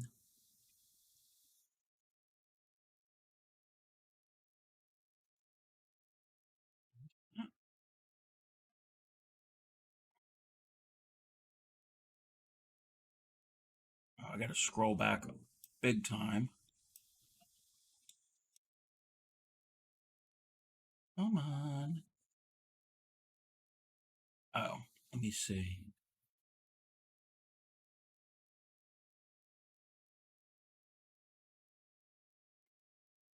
I don't know. That was from someone else. Anyway, sorry, I was just talking to myself. I do that all the time. I thought the back in September when we did the woodland patterns, the little squares with the animals, like there was a bear, there was a deer, there was a raccoon, and a fox. I thought they were Maria's Blue Crayon, but they're not. It was a different designer.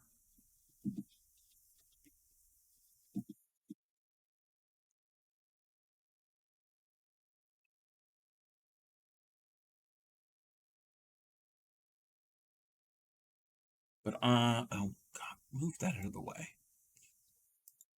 This is July 12th. So I've got to mid July.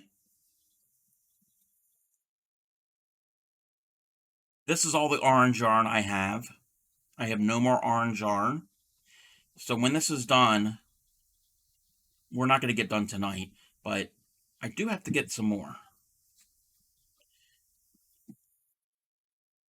Because my scale orange is in the 80s, and that's pretty much what our summers are.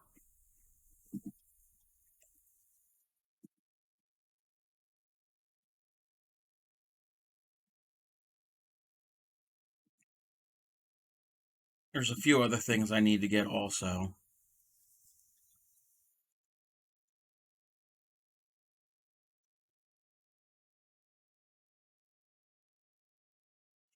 Oh, last night when we raided out, if anybody was here and joined the raid, I learned something, which is kind of doesn't make sense to me. I'm new to the raid calls where you copy and paste them, and then you copy them and paste them in the other. Um, when we go to the other stream, you paste it in their chat. Well, follower emotes, which my follower emote is. I will show this. Anybody who's a follower can use this emote. That is my. Oh, not two of them. Come on. Do the thing. Anybody who's a follower can use that. Well, follower emotes won't work on other streams. So if you're a follower, you can't use that when we raid out. I thought you could. I mean, that would make sense. But apparently not. It's only, you could only use that here in my stream. I think I can use that in other streams because it's my emote. So when we raid out, I've got some universal Twitch emotes that is now on the raid call. And again, if you're subs, there's a separate raid call. We're not going to do the raid call right now because we're not raiding out. But if you're a subscriber, you can use those. Last night I couldn't chat in the raid because he had the verified channel. Oh, yeah, okay. Yeah, it's how he had it set up. Also, I didn't realize when we raided to him, I put in the raid message, the raid call, and then I went raid in caps. Well, he's got it set up. It's an auto mod that you can't type in all caps. Because again, it means shouting. And yeah, I was kind of shouting, like, hey, this is the raid. Well, I was muted. I couldn't type in there for 5 minutes. And I don't think he knew how to do like an override. I don't even know how to do the override. I don't have that set up on my stream. So I had to wait for 5 minutes before I can chat. I was like, sorry, I didn't know. And he was like, yeah, I'm not certain either. So he's a relatively new streamer. He's only got some like 60 some followers, and he makes a lot of he crochets. Streamer's name is Cake Crochet, and actually, talking about it, why don't we shout him out? Yeah, definitely check out Cake Crochet. Again, relatively new streamer, fellow male crocheter. I like supporting other streams, especially smaller streamers. I consider myself a smaller streamer. I've only got a little over 300 followers, so try to support them. But sorry about that. But with the raid call, I have a follower raid call. Anybody who is not a sub to me, those emotes hopefully should work when we raid out. And then I do have a sub raid call, which you're going to have to copy and paste that one also, if you are a subscriber. Hopefully, they will work. Again, I'm very new to raid calls and emotes. That's a whole bunch of emotes there, Gary. How is the hot chocolate? Or the hot cocoa, or whatever it is?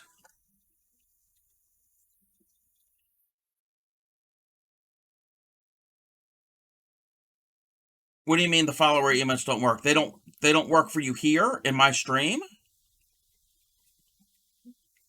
I know, yeah, I found out today that they don't work on other streams. Follower emotes can only be used in the stream that you follow, which real good, makes me want to roll with the blankets and watch the stream. Nice.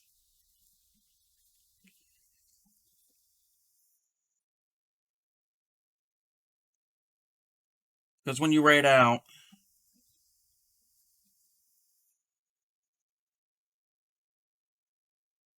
yeah, I found that out today. Traveling Tatter told me. I didn't know that. But the raid call now, um, I've changed the emotes in that raid call to be, what do they call them? They're Twitch emotes. They're like universal. I know because I have been working on Twitch. Yeah, yeah. I didn't. I wasn't certain how that worked,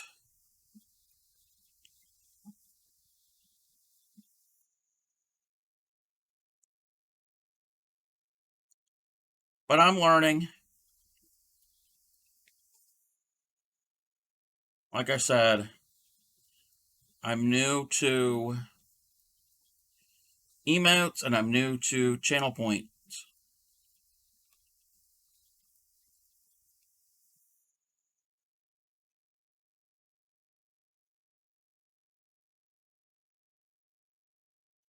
I am so sick of the color orange.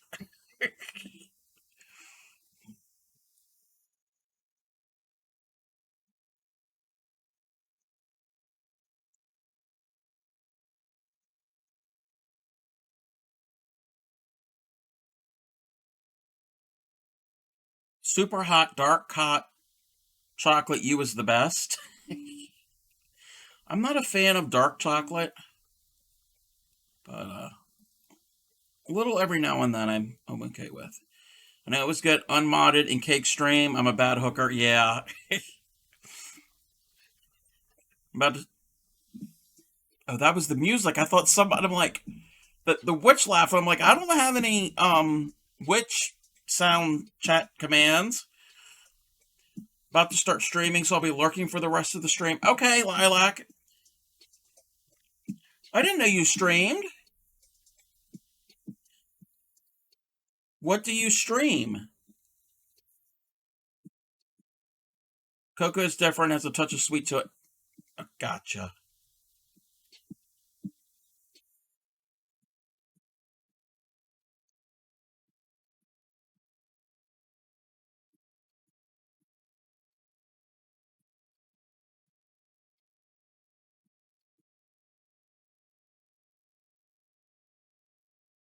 Second stream, I stream crafts. Right now, mainly crochet.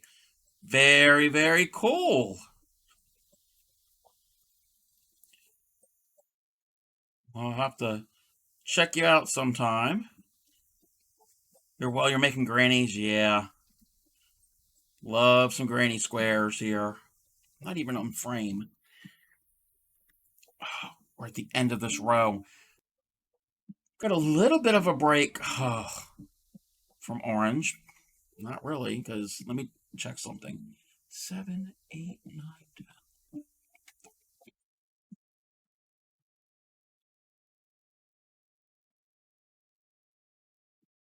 I get done this row, I have one row of red, and then I have 13 more of orange.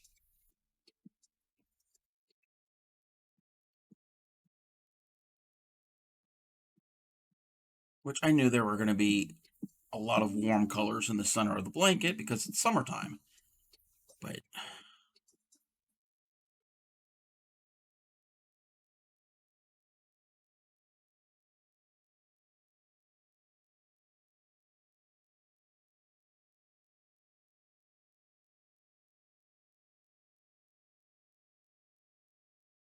yes, helping out new streamers is great.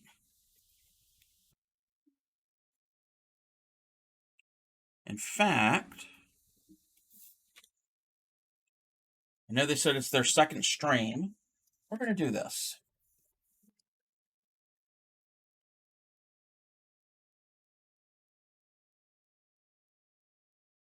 I'm going to shout out Lilac. They said that they are they crochet. So help them out, follow them, check them out. I think yeah, they just went live.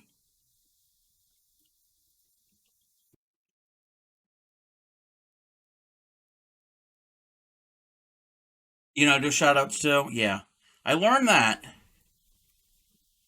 I learned how to do the shout outs and the raids and the sound, and I figured out the sound commands.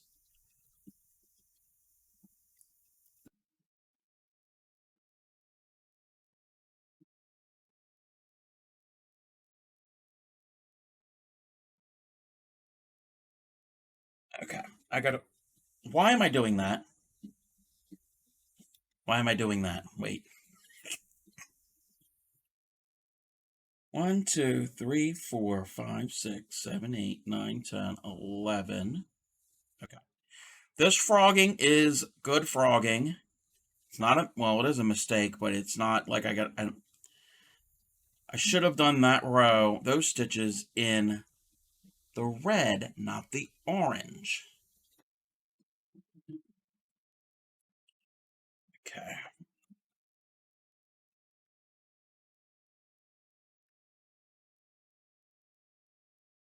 That's all the orange I got left. Switch over to the red.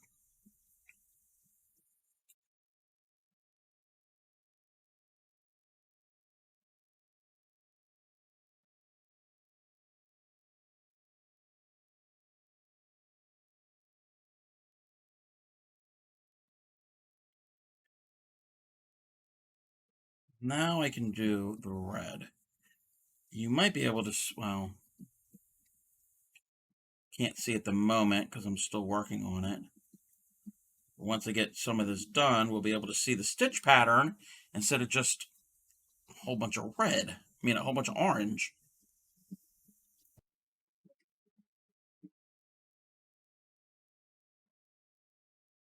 And thank you, Nightbot. Yes, Nightbot is reminding us that I have a YouTube channel and I have a Discord.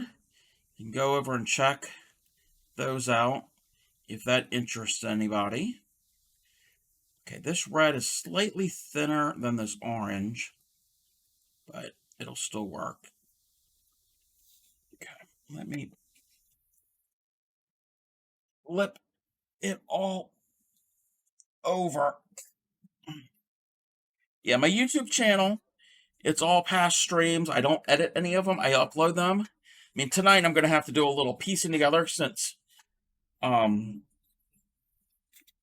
Twitch borked on us. So now I have two separate files that I'm going to have to download and stitch together to upload to YouTube. So it'll be a little while for that till that is uploaded for tonight. But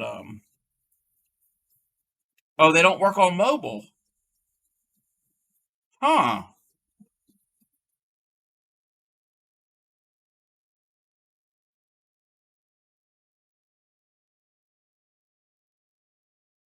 I'll have to look into that, how to fix that.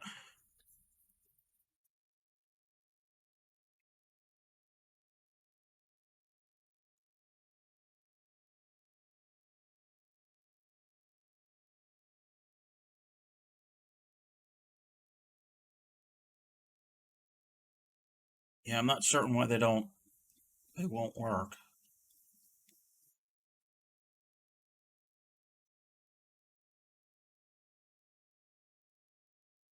Thank you for letting me know that.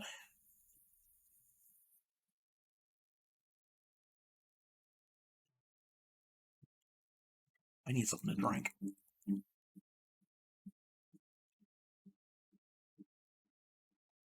Let me do that real quick.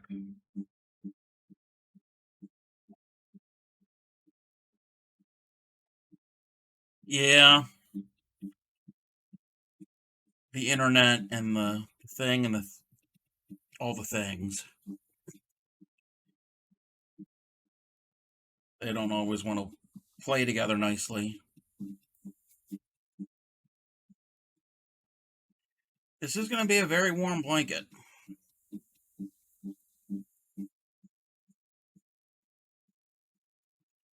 It's, part of it's already wrapped around me. We're going to have another ad here. Oh, it's already been an hour since I had to restart the stream. So we're going to have an ad. Again, it's only about a minute long. It's a good time to stretch, get something to drink, get something to snack on, which I'm probably going to snack something real quick. Go to the bathroom, all that good stuff.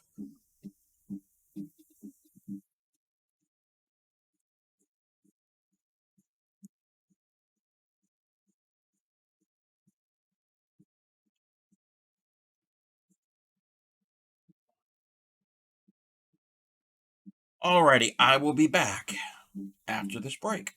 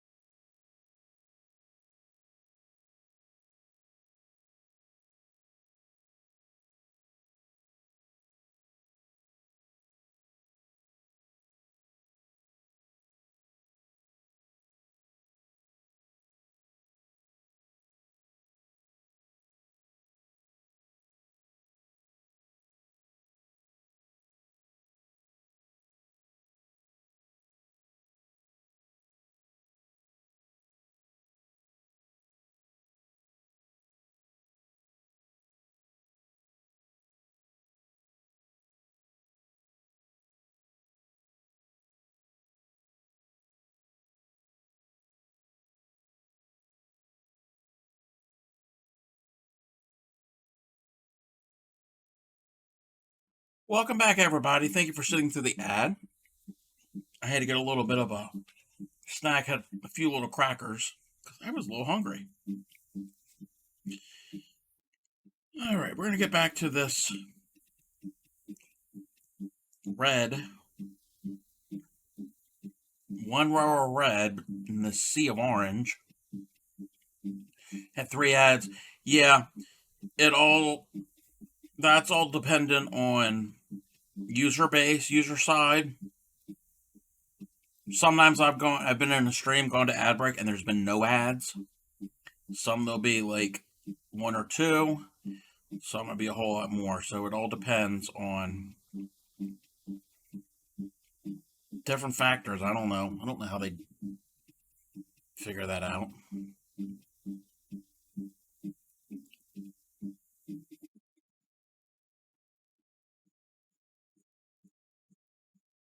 Okay. This song is really annoying me.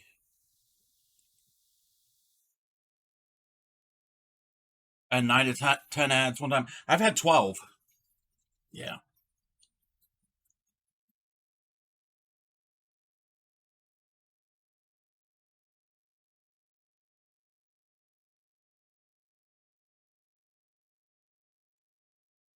But are you sure it was the song and not the blanket? No, it was the song. The blanket's not annoying me. It's just, well, it's kind of annoying me, but it's not that bad. It's If it was really annoying me, I wouldn't be doing this at all. I'd frog the whole thing. Not doing that. I still have to take some progress pictures of this. Maybe sometime this week I'll do that. Understand the feelings associated with Project Purgatory? Yeah. And I'm just over halfway done.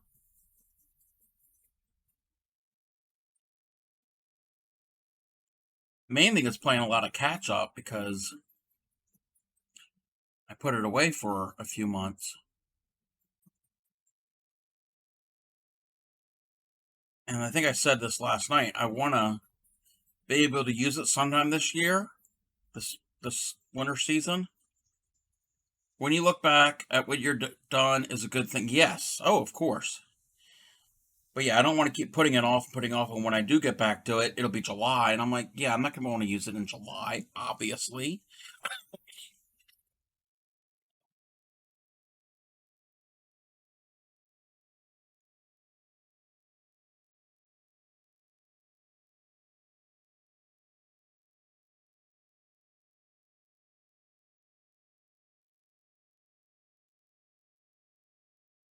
I was considering in the new year of doing another temperature blanket, not this big, but in a zigzag or ripple pattern, and do it in a color palette from the 70s and then use the temperatures for the year that I was born.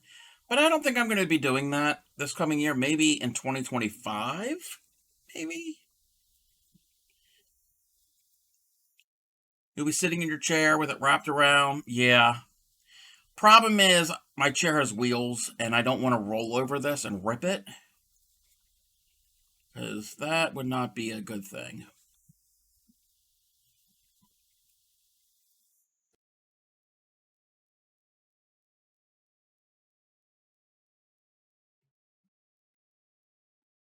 There's that song with the knocking on the door. Imagine making it look like it had wood grain in it. Um, there are some patterns, and I guess playing around with different tones and stitches.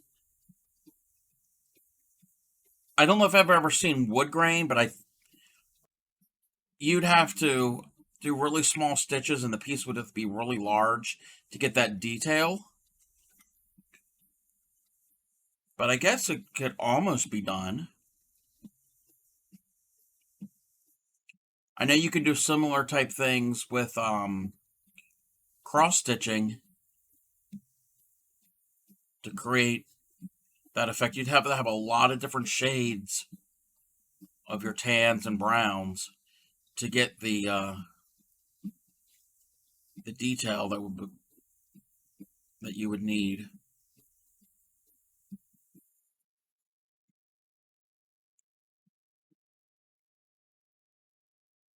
And trying to find that many shades would be a challenge in itself. You have a more varied color palette when it comes to embroidery floss than when it comes to yarn.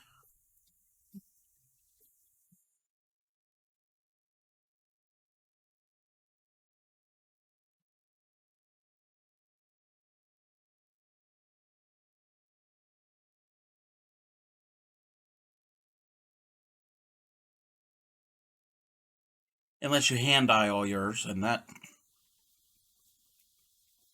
a job, and that would be that would give me a headache trying to, even if I was into dyeing my own yarn, trying to get all those different shades. Oh, I think I missed a stitch. Oh well, we're just going to ignore it. We're going to keep on going. We're not frogging it. We're just going to soldier on.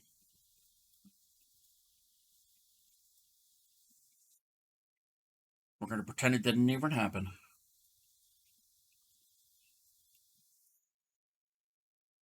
I'm an earth tone type person. Like you said, gives you a headache. Pink is a big trigger. Ah. Now the colors wouldn't trigger me, but just trying to come up with so many different colors to use in your project. Bright colors give you a headache. Well, I hope this isn't giving you a headache, because some of these are bright, like the yellow.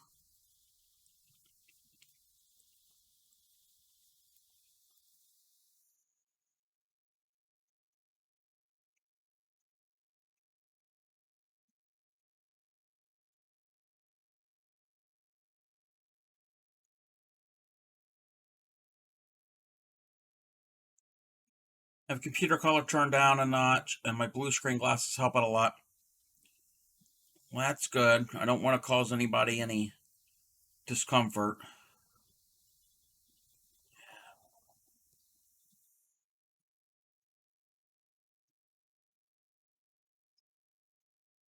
Alrighty, now I got to the end of that row. Now we have to go back to the orange.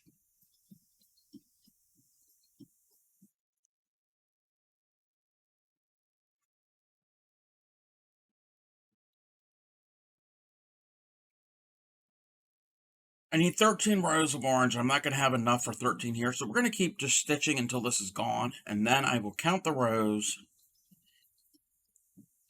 And I'm probably not going to get to using all of that up tonight on stream. I'll just keep going, and then I'll have to get more. Friday I'm going to be out and about, so I'll have to pick up some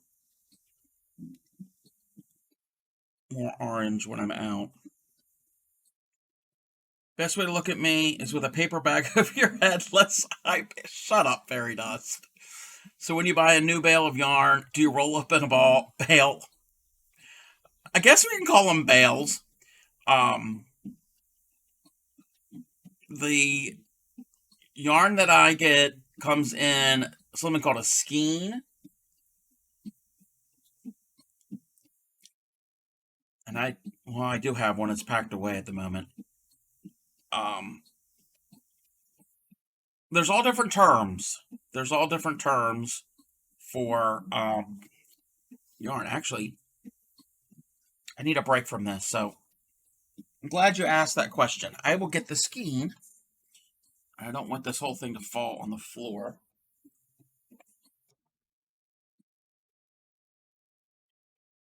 Move this.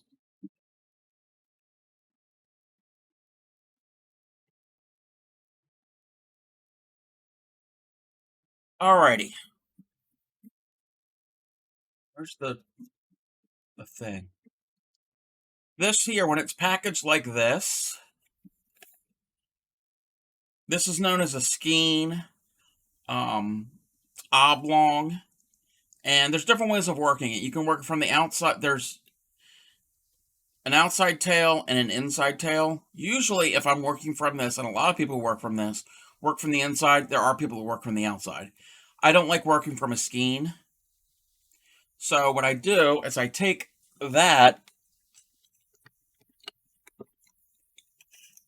and that's a good example. So I take this and I set this to the side, and I got this contraption here that I mount to my table, and I feed the yarn through, and I attach it to here, and I crank, and when it cranks, this spins around, and it's kind of at an angle, and what that will do is it will form a cake.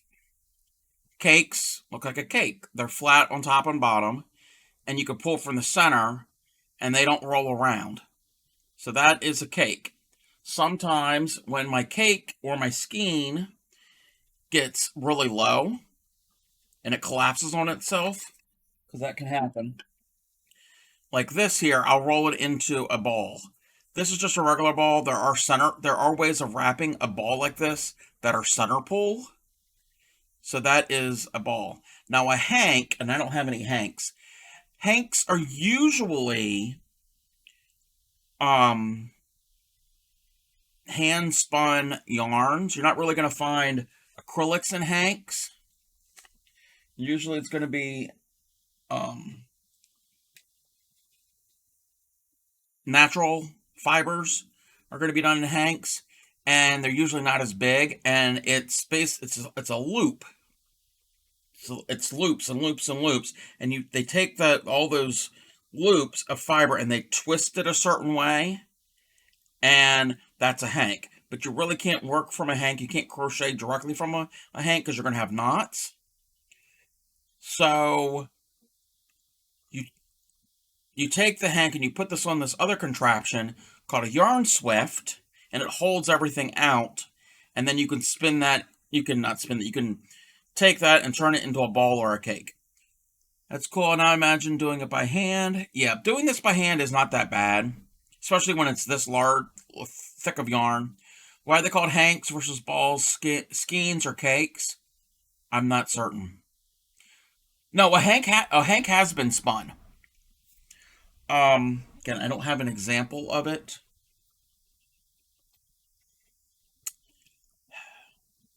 Imagine, put all that to the side. Imagine all of this, okay? And there's a whole bunch of it. Not usually as much as this. Usually they're smaller quantities. And no, I don't mind. I don't mind being stopped. So the yarn is all like this, okay? It's just they're just loops. It's all the loops going all the way around. Obviously, there'd be more of this. So when they spin it with a spinning wheel, they're going to have this loop here. So they take this, and it's a certain way that they twist it, and then onto itself. It's kind of like a crochet chain, basically. And that is a hank. Yes. So when you get a hank, and it's usually all twisted up, and I'm not showing a good example because I don't have any hanks at the moment. So when you get a hank, you have to open it up so it's like this, and then put it on a different contraption. Thank you, fairy dust. Yes. I'll do the share the thing. Those are hanks, okay? So you have to see how it looks twisted? So they're twisted, and let me make this a little smaller. So they're twisted like that. You take the banding off, you untwist it. When you untwist it, you're going to have something like this, much more strands, okay? So you're going to have it all like this, and then you put it on a thing called a yarn swift, and I have a yarn swift. How do you untangle that mess? I'll show you. Bear with me, everybody. I got to get my supplies out. Here we are. That's what we got. Okay. So I have a 3D printed yarn swift. Having a Gary got too many questions moment. No, that's fine. Like the questions. There's different versions of yarn swifts. They have types that are made out of wood that are umbrella. They actually open up like an umbrella. They'll clamp on your table and they'll open up. Mine is not an umbrella style. Mine's a 3D printed one. Yeah, I got this when I got my spinning wheels. They included I got them secondhand. they included a yarn swift and a couple other extra things. So this is the base of my swift. Again, each one are different. They work kind of the same way. So I'm going to put this on there. And I can't show the full thing because it's pretty large.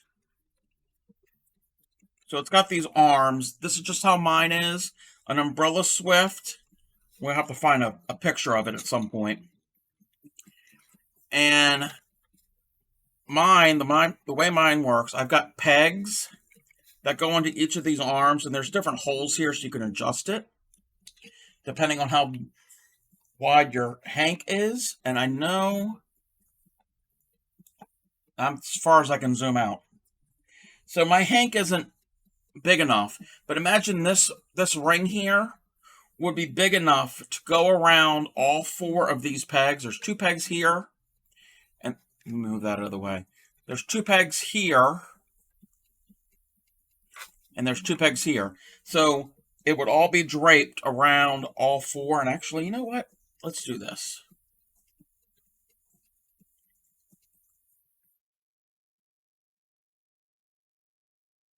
I didn't want to crochet anyway. And I like having questions asked.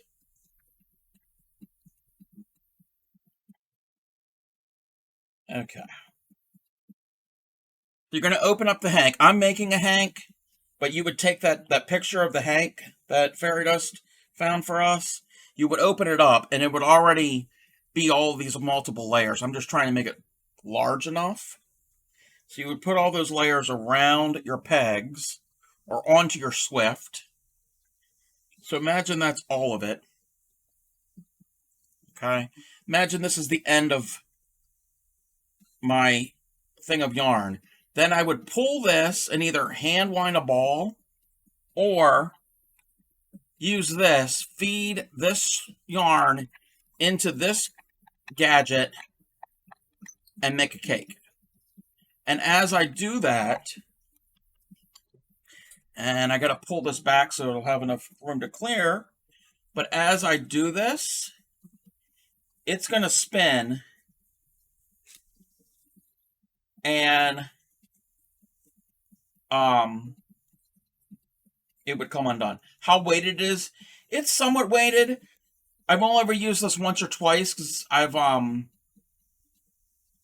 helped my friend, actually, Clay Mika, who gave me this yarn. This was in hanks, and we used this swift to make it into cakes. And yeah, Fairy Dust is on top of it.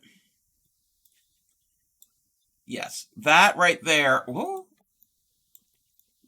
This is a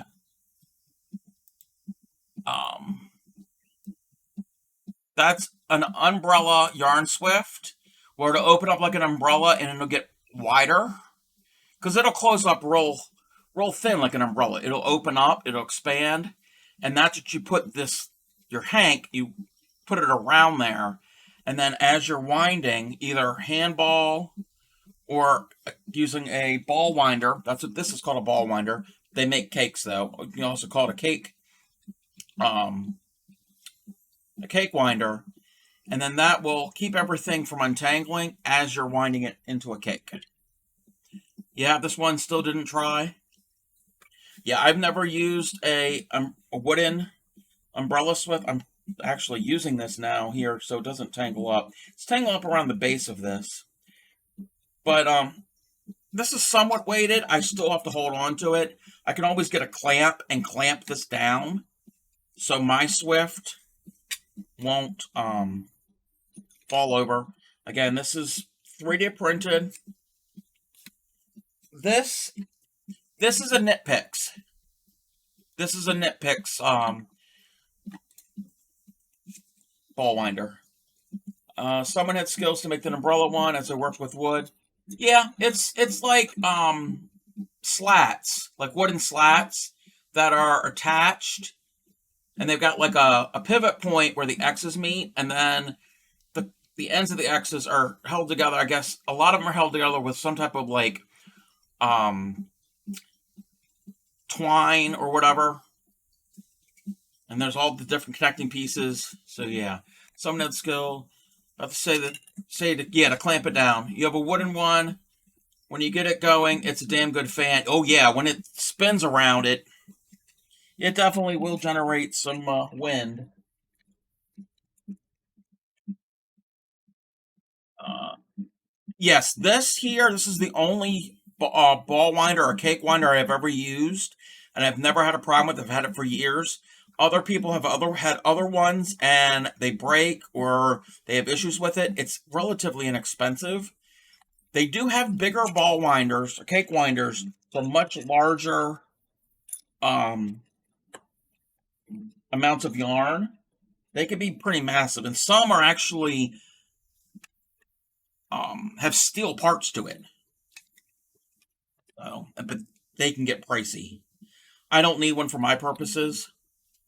Yeah, this one's a simple one. I didn't print this. Again, the person I got the electric spinning wheels from threw this in as a freebie, and they also threw in, and I don't have the other the other pieces are in the box, a couple other extra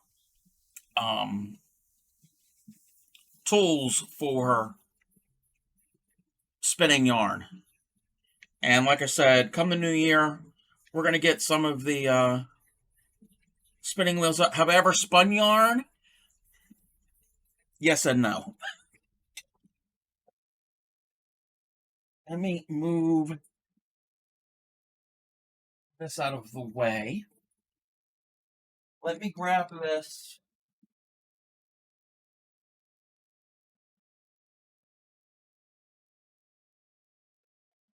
Let me grab this here. Leave it up the air, and if you pull your shop apart. No, it's fine.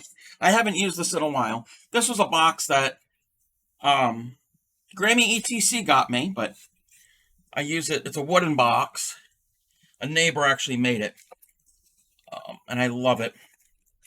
Can you tell I live in Maryland? Got the Maryland flag. Hey there, Shadow Arch. How are you? Let me get... I don't need to get all of this stuff out. God, this wood smells good. Let me get this stuff out.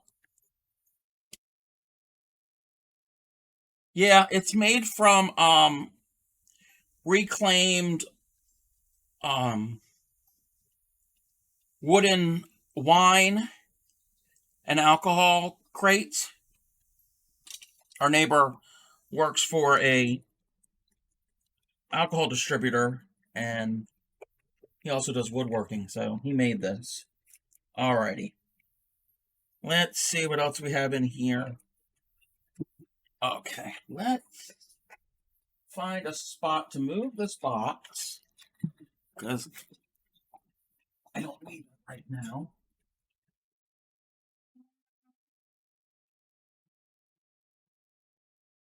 Okay.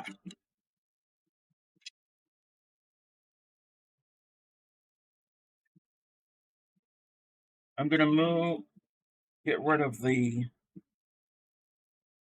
yarn swift. This was all the yarn swift.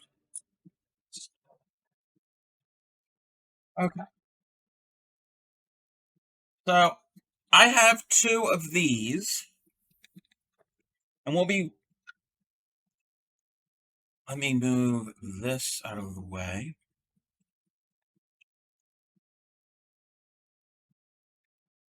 I'll be working with these come the new year. I have two of these, are identical machines. These are electric spinning wheels. Oh, that belt is not lined up, not on the pulley right. I don't have room nor the money for a traditional spinning wheel. So there's a company, there's a couple different companies, but this company is called, what's it called? Electric Eel? No, no, what is it called? Anybody here who spins? Oh, what's the name of it? Dreaming Robots, yes. They have different versions. This is an older version. Again, I got these secondhand. This kind of functions just like a traditional spinning wheel, except you don't have to treadle with your feet. The electricity, there's a motor in here. that is what produces the spin. There's a learning curve, and I am very rusty at this. And I have found, and I've read that these are good for thinner yarn. You can make thicker ones with this, but I have only ever played around with this for a little bit. And I've used acrylic fiber, mainly because it was inexpensive. And yes, yeah, I got mine secondhand. I got 2 of them for a much better price than that. And this is the Nano, which is the smaller one. They have the 6.0, which is much bigger, which has a bigger bobbin. It can hold more. And I'm not going to show how these work. So what I've done, I got acrylic yarn, and this type of yarn, yeah, this is one of the Nano 2s, yeah. Oh, I got to get the other. This is what I need to get.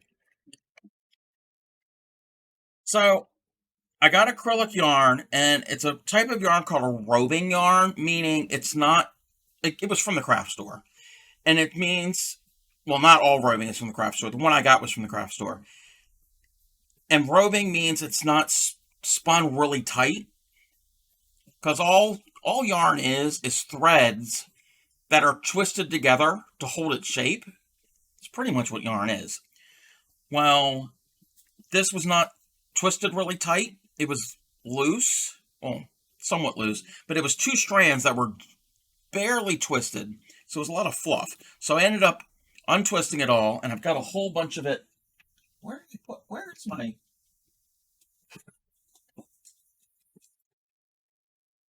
It's right here. Here's some. I don't know where my large ball is. So that's what this is. This is acrylic that I just kind of opened up the fibers. Again, it wasn't twisted that much. And I would spin this just to practice. Okay? And this was my practice here. I made a bobbin. This is a bobbin. And it's not the best. There's some thick and thin spots, which sometimes that's what you go for when you're spinning yarn. I'm no expert. I am not one to teach you how to spin yarn. And then how do you get this into this type of form to work with? Well, there's a bunch of processes. How does it hold together when it's so short? That is where the spinning comes involved. And I haven't used the spinning wheel in probably almost a year, so I'm rusty. But the twist of it, and you're going to draw, there's different ways of doing it, of drawing out the fiber, but the twist, when you add a lot of that twist, and you can kind of do it with your fingers, that twist there, that I'm adding, that is actually what's holding it together. So that's pretty strong. I'm pulling really hard on that twisted part. Well, this part is not twisted. I'm pulling really hard and it comes undone. The twist, adding that twist, so all those fibers are being locked together, it's creating strength. Just like a rope. Think about a rope that you buy at the hardware store. One strand isn't as strong as a multi-strand rope. That's what this is. That's what yarn is. So then you take, and there's different ways of doing it. This right here, when you spin this, something so simple that is so cool. I hope we never lose this knowledge for the future. This right here, what I'm doing right here, imagine if this was wool or a plant fiber. Just imagine. And me just doing this is how spinning first started. Primitive man, I guess they realized, oh, chubby checker know how important the twist is. Yes. Primitive man, I guess they saw maybe an animal brushed against a thorny shrub, and it took some of the fiber and just wearing over time or whatever, and it would just twist, and it would be strong. So doing this is called a single. It's one strand. Some applications you can use singles by themselves, but it's more common to take multiple singles. Okay? This is a bobbin full of singles. This is just one continuous single. I don't have another single, but this here is another single being worked. So I have two bobbins that are and they don't have to be the same color. You can mix and match, and you can add different types of fiber. This is all acrylic. You can add to this, you can add wool, you can add alpaca, you can add cotton, silk, linen, all different things. You can make blends. And then you would take you take this bobbin here, and I'm not going to take this off of the machine. I've got extra empty bobbins. And I'm going to put together a bobbin. And these were 3D printed too.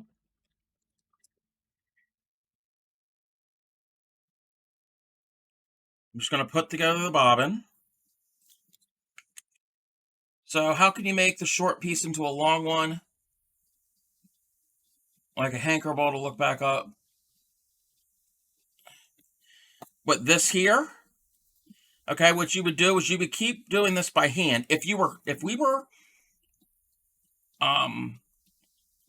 primitive man in the cave or whatever, you would sit here. It would take a long time, and you would twist, and you would keep doing this and twist. And then you get some fluff here. Say if this was all twisted. Okay, I'm not going to do it all right now. Say it was all twisted, you add more fluff, and you keep twisting and twisting until you get to it. And once that's all twisted, you add more fluff, and you keep going. So that's how you make the long one. Then, I'm going to use this as an example, because this is what modern, and when I mean modern, in the past 500, 600, 700 years, you're not necessarily going to use a plastic one, but you're going to use a bobbin similar to this.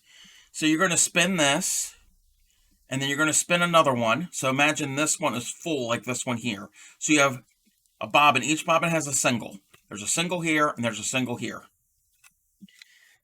And the next tool, these are 3D printed. They don't have to be 3D printed. I even have one. You can make one out of a cardboard a shoebox and some wooden dowels. They have specifically wood ones made. They're called Lazy Kates. I don't know why Kate is lazy. I have no idea. Oh, and the other thing is, the way this was spun, and not to get too technical, there's something called S-twist and Z-twist. That means what direction you're spinning. So the twist is going in one direction or the other. And wait. I got to think of this. Hold on. Z-twist is clockwise. So like the letter Z, it's going to be clockwise. So you're going to follow however the middle part of the letter Z would go. So that's Z-twist. And then S-twist is twist the opposite way, because you can twist it to the left or the right. Okay? Clockwise or counterclockwise. Usually, these were done on Z-twist. Some kind of engineering name for the ability for it to hold together so well. Yeah. I'm not certain what the technical name is. So this was spun Z-twist. So that means it was all twisted the one direction. And you'd have another one spun Z-twist. Okay? So they're all spun one way. Well, if we take these two strands and spin them together in the same direction, that's going to open it up and it's going to lose all the twist. So when you go to take these, we're going to apply them, which means you're going to take these two strands, and spin them together, but you're going to spin it in the opposite direction so it'll lock and hold the twist. Well, to do that, imagine this is empty, or if it's a traditional wooden spinning wheel, when you think of a spinning wheel, same type of, kind of like braiding, yeah. You use something called a Lazy Kate. And again, like I said, there's different versions of Lazy Kates. Mine is a 3D printed version. And I don't like the way this screws in. It doesn't always want to. Okay, I'm not going to screw it all the way in. But you kind of get the idea. That one works better. Essentially, you need something to hold your bobbins. Okay, you can make this out of a cardboard shoebox and 2 wooden dowels. Yeah, I'll have to get some wax.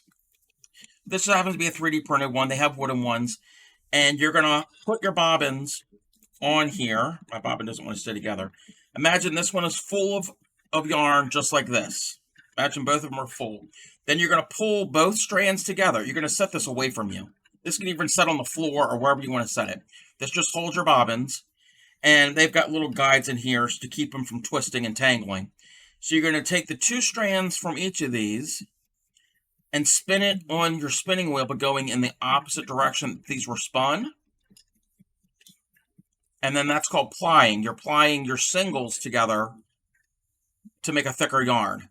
And then let's say we've done that, and we do it another time. So we have 2 strands.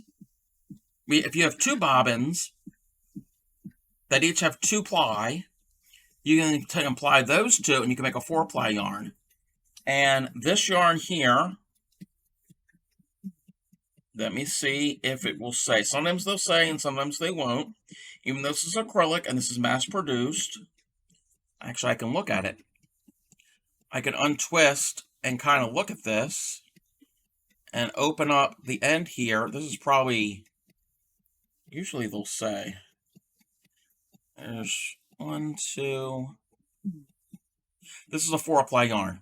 So in here, this green yarn, there were 4 strands that were all twisted together to form this yarn. So it's kind of how spinning yarn works. That's like the basics. But there's other techniques of doing the actual spinning to put the fluff and the fiber into yarn. That's a whole nother, I'm not an expert in that. So, yeah. And this has evolved throughout the hundreds of years. And there's different techniques. You can make, some people want to have very consistent yarn. So you want all of your thickness of your yarn to be consistent, which is fine, which is great. And then sometimes you don't want consistency. You can add extra bits to it. So you have thin spots and thick spots. And you can add other fibers and other materials and to make them more interesting. And then you can take, I wouldn't take a single, because singles aren't strong on their own. But then you can take your yarn that you have spun and either crochet with it, knit with it, weave with it, whatever. I used to see them with the big old wheel and the needle on the end. Amazing how, okay. The Sleeping Beauty myth of pricking your finger on a spinning wheel, there is no needle on the end of a wooden traditional spinning wheel. That is a myth. Yeah. I don't know where that came from. Yeah. I don't have a spinning wheel to show you. But with a traditional spinning wheel, the big wheel is called the drive wheel. And that's when you treadle with your feet. That is connected with there's different ways of connecting it to that. And that's what powers the spinning wheel. So when you treadle, it'll make that big wheel, the larger wheel, spin. And then they're connected with a band, usually a leather strap or cord or whatever.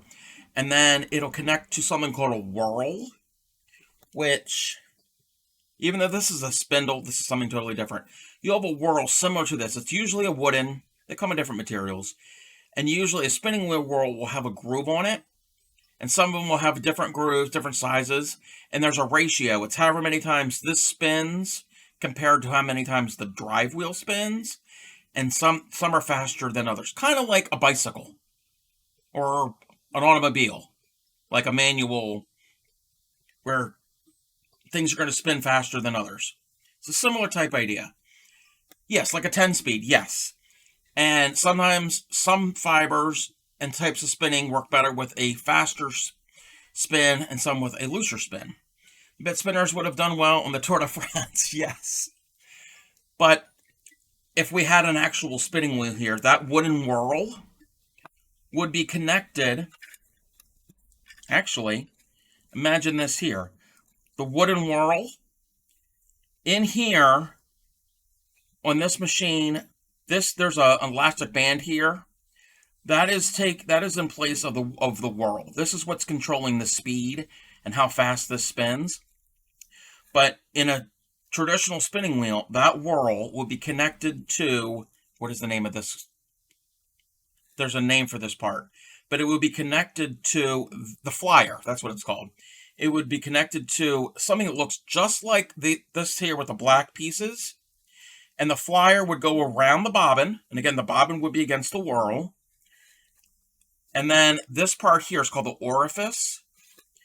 And there's a way that you have to start it. You basically, I think many use animal skin as the band. Yes. Yeah, this is an elastic man-made band. My grandmother stole a sewing machine when I was little that had a foot pedal. Grammy, ETC, I don't know if she's in here. That is called a treadle machine. That's what Grammy learned how to sew on. And it had like that type of band. Yeah. Similar type thing. Well, when this spins around, again, whatever the size, the ratio of the whirl, again, this is not a traditional machine, this is an electric, but that will determine how fast that the bobbin is going to spin. So you're treadling, that's powering the drive wheel, that's transferring that to the whirl, and that transfers it to the bobbin. So when you treadle with your feet with a traditional machine, you are essentially powering how fast the bobbin spins. And you can modify, again, I've never done it before. I've never used an actual traditional spinning wheel. You can modify that to increase or decrease your speed of how fast it's going to spin to a degree. And then that will help when you spin your yarn, you do whatever you do here. There's different techniques you do here, and will help the uptake. It will uptake and put it onto the bobbin. Can you get a yarn cut by holding the yarn or a burn? If you hold it too tight, yes. And that's not even spinning. That's just crocheting or knitting. Yeah. Depends on how you hold it. Yeah. So this is like a basic 101 on how spinning wheels kind of work. Again, I'm no expert. I've learned a lot of this by watching YouTube and looking things up online. There's plenty of resources. There is a channel on YouTube if you're really interested and want to dive deep into spinning. Let me move this out of the way. Let me pull up this here real quick. Let me find the link. I have the link here. Wait, is that it? No, that's not it. That's not it. I gotta find the thing and the thing and the thing. Here we go. Oh, wait. Okay, yeah. If you really want to dive into spinning, check out that YouTube channel. It's also linked in my Discord in the YouTubers to watch section. Her name is Evie. She is like a plethora. Yes, I used a big word. A plethora of knowledge on spinning. She does weaving and crocheting and knitting too, but it's mostly spinning. And you can go down deep into the rabbit hole, into the world of spinning. Learned how to sew on a treadle machine in my mother's attic. That's also where I learned how to curse, because at least one a day, the goddamn staple that held the belt together would give out. You've done very well, and fairness as well. Well, thank you. If you get a yarn burn, your tension might be too tight. Yes. And it's the same thing with like rope burn. If you're playing tug of wars, yeah. You use dear sinuous thread. Yeah, you don't have to worry about spinning that because that's already strong as it is because it's sinew. And then if you really want to blow your mind, and I can't demonstrate this on stream because I don't have the camera angle won't work. There's this. This is what they used before they had. No, this is a modern version. This is what they used before they had spinning wheels. This is called a drop spindle. And this takes some time and some technique to use. And it's a similar idea. This part is called the whirl. This is what's it's gonna spin, and it's gonna build up the twist. And to get it started is kind of difficult. I can't really show it, but you spin it. You have to connect your beginning fiber. You use something called a leader. Same thing with the spinning wheels. It's usually another piece of string or yarn or whatever to attach your fluff, your fiber to. And you attach it on here. This has a groove on the side. Not all have a groove. And they have a hook. There's different versions of drop spindles. Some have the whirl at the bottom, some at the top. And then what we're going to do, and I am by no means an expert, you're going to spin it, and as it spins, it's building up twist, and you're going to pull, but sometimes you can spin it really, really, really, really fast, and I'm not good at it. I am not good at it. But same concept as a fishing line. Yeah. And then that will build up the twist, and you do X amount, and then you take it off, and by hand, you got to wrap it onto your spindle, and then keep going. This is time consuming, and there's different ways of doing drop spindles. I haven't used this in a while. And this piece here, I don't know if I did this on the drop spindle or if I did this on the spinning wheel. I think I did this on the spinning wheel. This is yarn. Yes, I took yarn from the store, a very lightly twisted yarn. I untwisted it. I broke up the fluff and the fiber.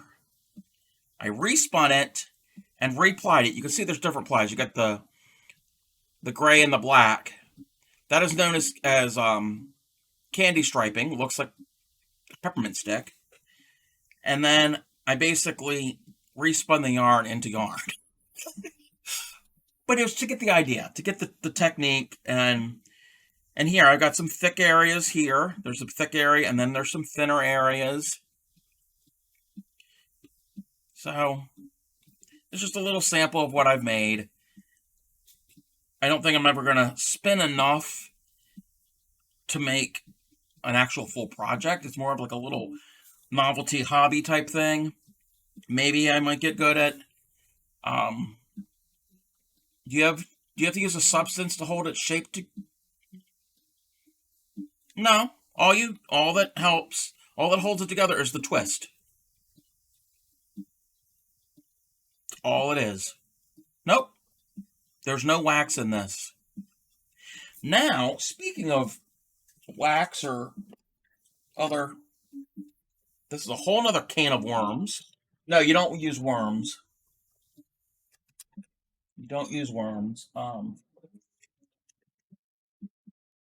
Seems to not have a lot of fraying. That's because there's a lot of twist, like my end here. Also, this has been sitting in a box for a while. There's a little bit there, but there's enough twist built up. Yeah, there might be some fraying on the end. You can't really see it. But you can always twist that a little bit more. And even with store-bought yarns, some store-bought yarns are going to end up in opening up on the ends. Speaking of extra things in your yarn, this right here, and this, when I got the spinning wheels, they threw this in as an extra because they weren't doing it anymore. So, this is sheep's wool. This has already been prepared, so it's not right off the animal. That's a whole nother process. That's a whole lengthy thing that they have to do to get to this point here. But sheep's wool, in particular sheep has, oh my god, I love, oh, it doesn't smell that bad. Sometimes it'll have a smell, like it's been in that wooden box. It smells like the box now. So this is actual sheep wool. Some mass-produced acrylics have a stiffening agent added for extra definition. Yes. Yes, that is true. That is true, Fairy Dust. This has already been prepared and ready to spin. So this is something called comb top, and that's a whole part of the process of prepping it. Oh, okay. There's little bits of stuff in here. And what those little bits is called vegetable matter. It's basically leaves or whatever that the animal had acquired. And sometimes you will encounter that even if it's been prepared. It's been cleaned and dried. Have to watch. Yes. If you check out the Jillian Eve YouTube channel, she talks about processing. There's tons of different videos on how it's processed. But with sheep's wool, depending on the breed, but all sheep in particular, not other animal, not goats, not llamas, but sheep, they have something called lanolin, which is a waxy, oily, substance, and it helps waterproof them. I mean, we use lanolin, and if you have something that's real lanolin, it came from a sheep. I got something in my eye. And that has properties, that is really good for lotions and a whole bunch of different uses. So when they clean the wool, yes, and there's some breeds that have dual coats. They have a thinner inner coat, and a thicker outer coat. Anyway, they're bred for different properties of their wool. Some are thicker, some are like the actual fibers are thinner and thicker, and some are curlier. It's a whole rabbit hole, just the sheep breeds. But sometimes when you are processing your wool, you get a lot of the lanolin out. Like this mostly has, like, this probably has zero lanolin. But sometimes you want to leave some lanolin in there, and that is called spin. And use it, and you spin it with some lanolin. It's called spinning in the grease, and there are reasons that you want to do that. I can't think off the top of my head. I've never spun any wool, even though I have the wool here. But there are reasons why you want the lanolin. This is all coming undone. Okay, I'm trying not to break this up too much. But this is called comb top. And could you do me a favor? Hold the acrylic next to the real sheep wool. Yeah, just a second. This is comb top. So the way this was processed, it was on these metal, I don't have any combs. There are these lethal looking combs. It's a handle with these spikes, and it's combed, and it's to orient all of the strands in the same direction. And that is for a certain type of spinning. So here is the wool. This is real wool. This here is acrylic. They look, I mean, this hasn't been open, the fibers, I haven't opened up this fiber. I won't do that until I use it. But to feel it,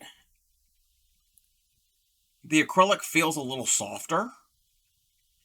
But that can also be the breed of the sheep, and since it hasn't been really opened up. Good example of yarn where you can really feel the oil from sheep is Lion Brand's Fisherman's Wool. Yes. Used to wear wool coats back in the day in the military. Yes. So they look kind of similar. They feel totally different. And there are reasons why we have developed acrylic. Yes, acrylic is shiny. Yes. Because this is made from oil. Like, acrylic is a byproduct of, not a byproduct. It's derived from oil. From, like, crude oil. So it's plastic. This is plastic. But there are reasons why we've done that. A, for cost. It's a lot cheaper to make this than all the expense that goes into it, taking care of a sheep, and then also processing the wool, shearing, and handle, easier to mass produce. Yes. That's why if you're going to go and buy yarn, acrylic yarn is a lot cheaper because it's easier to mass produce than 100% wool. So that is a little 101 on fiber. I do have a stream on YouTube, a video I did back sometime in the spring, where I did a 101 on. There's an ad gonna start. I'm gonna snooze that. There's a basically a 101 course on yarn and crochet and fiber content I did. I'll have to find that. Actually, give me 1 second. And I'll end up posting it again in the Discord. Oh. Real wool has an appeal to it. Yes. Very much does have an appeal to it. This week I'm going to go look at a lot of your videos. Again, they're uncut, they're unedited. But I try to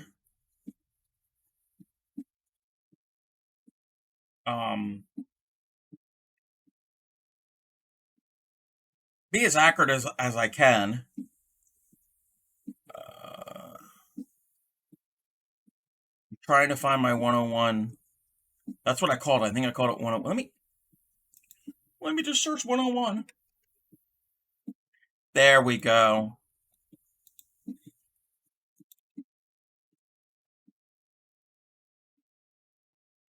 That right there, that's the direct link for my stream that I did back in February, actually. No worries, the way I prefer, of course. If I have any questions, I'll post them in Discord. Yeah, definitely. That link I just sent, I reposted it in the Discord. But that talks about, I hit on weights, which is sizes or thicknesses of yarn. So this is a weight of 1. It's a whole nother thing. I'm not going to go into it tonight. That's a weight of 1. This is a weight of 4. They go all the way up to a 7 or an 8. And then the fiber content and why we use certain things, and that is kind of my little spiel on that. I think everybody's tired of hearing me run my mouth. I'm actually getting tired myself. we're gonna go raid out. Oh, excuse me. I'm gonna raid out before we yes, the Craft Yarn Council. Yes. Wool also feels much nicer across your fingers than you use acrylic. Yes. Some acrylics feels amazing, but natural fibers do feel a lot better in the hands. Yes. Alrighty. Let's see here. Give me 1 second.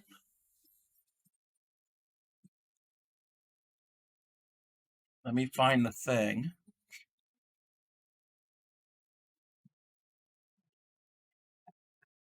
Oh, no.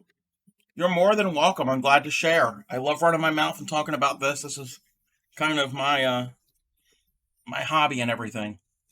All right, we're going to go raid out, but before we raid, I'm going to link the YouTube channel again. Check out the YouTube channel, like we had mentioned, we just talked about. I've got, how many videos do I have over there?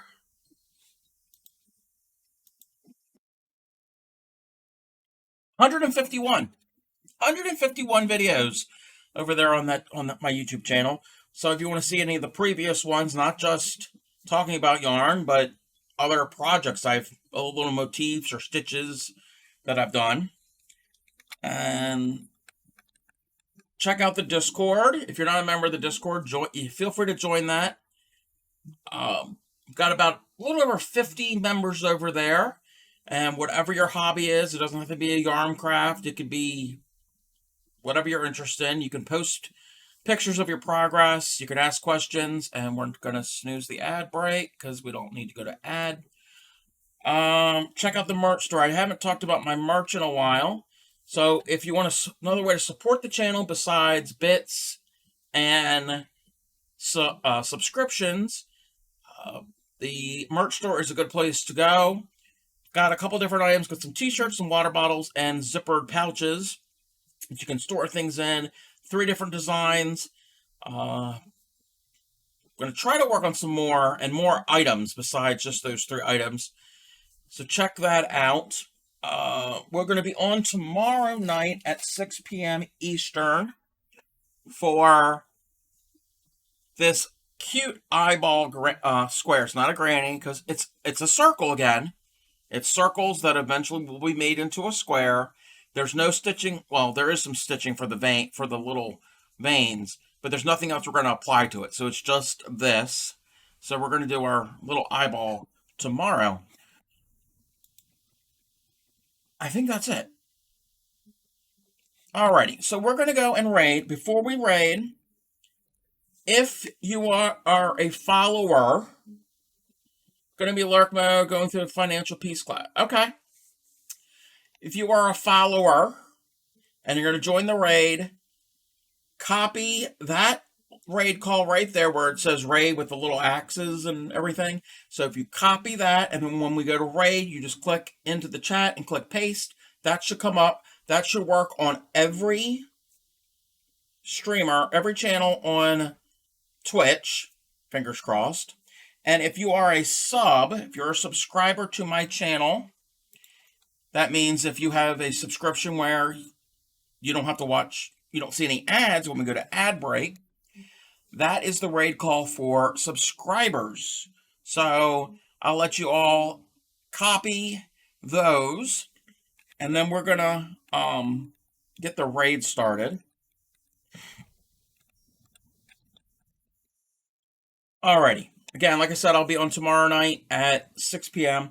Everybody stick around for the raid. We're going to go raid Lilac. Lilac is here, a follower here in my channel, and they've only been, I think they said this is their 2nd stream. So everybody go support Lilac. They are working on Granny Square Blanket. So that's right up my alley because I love a Granny Square. They're using this really pretty purple color.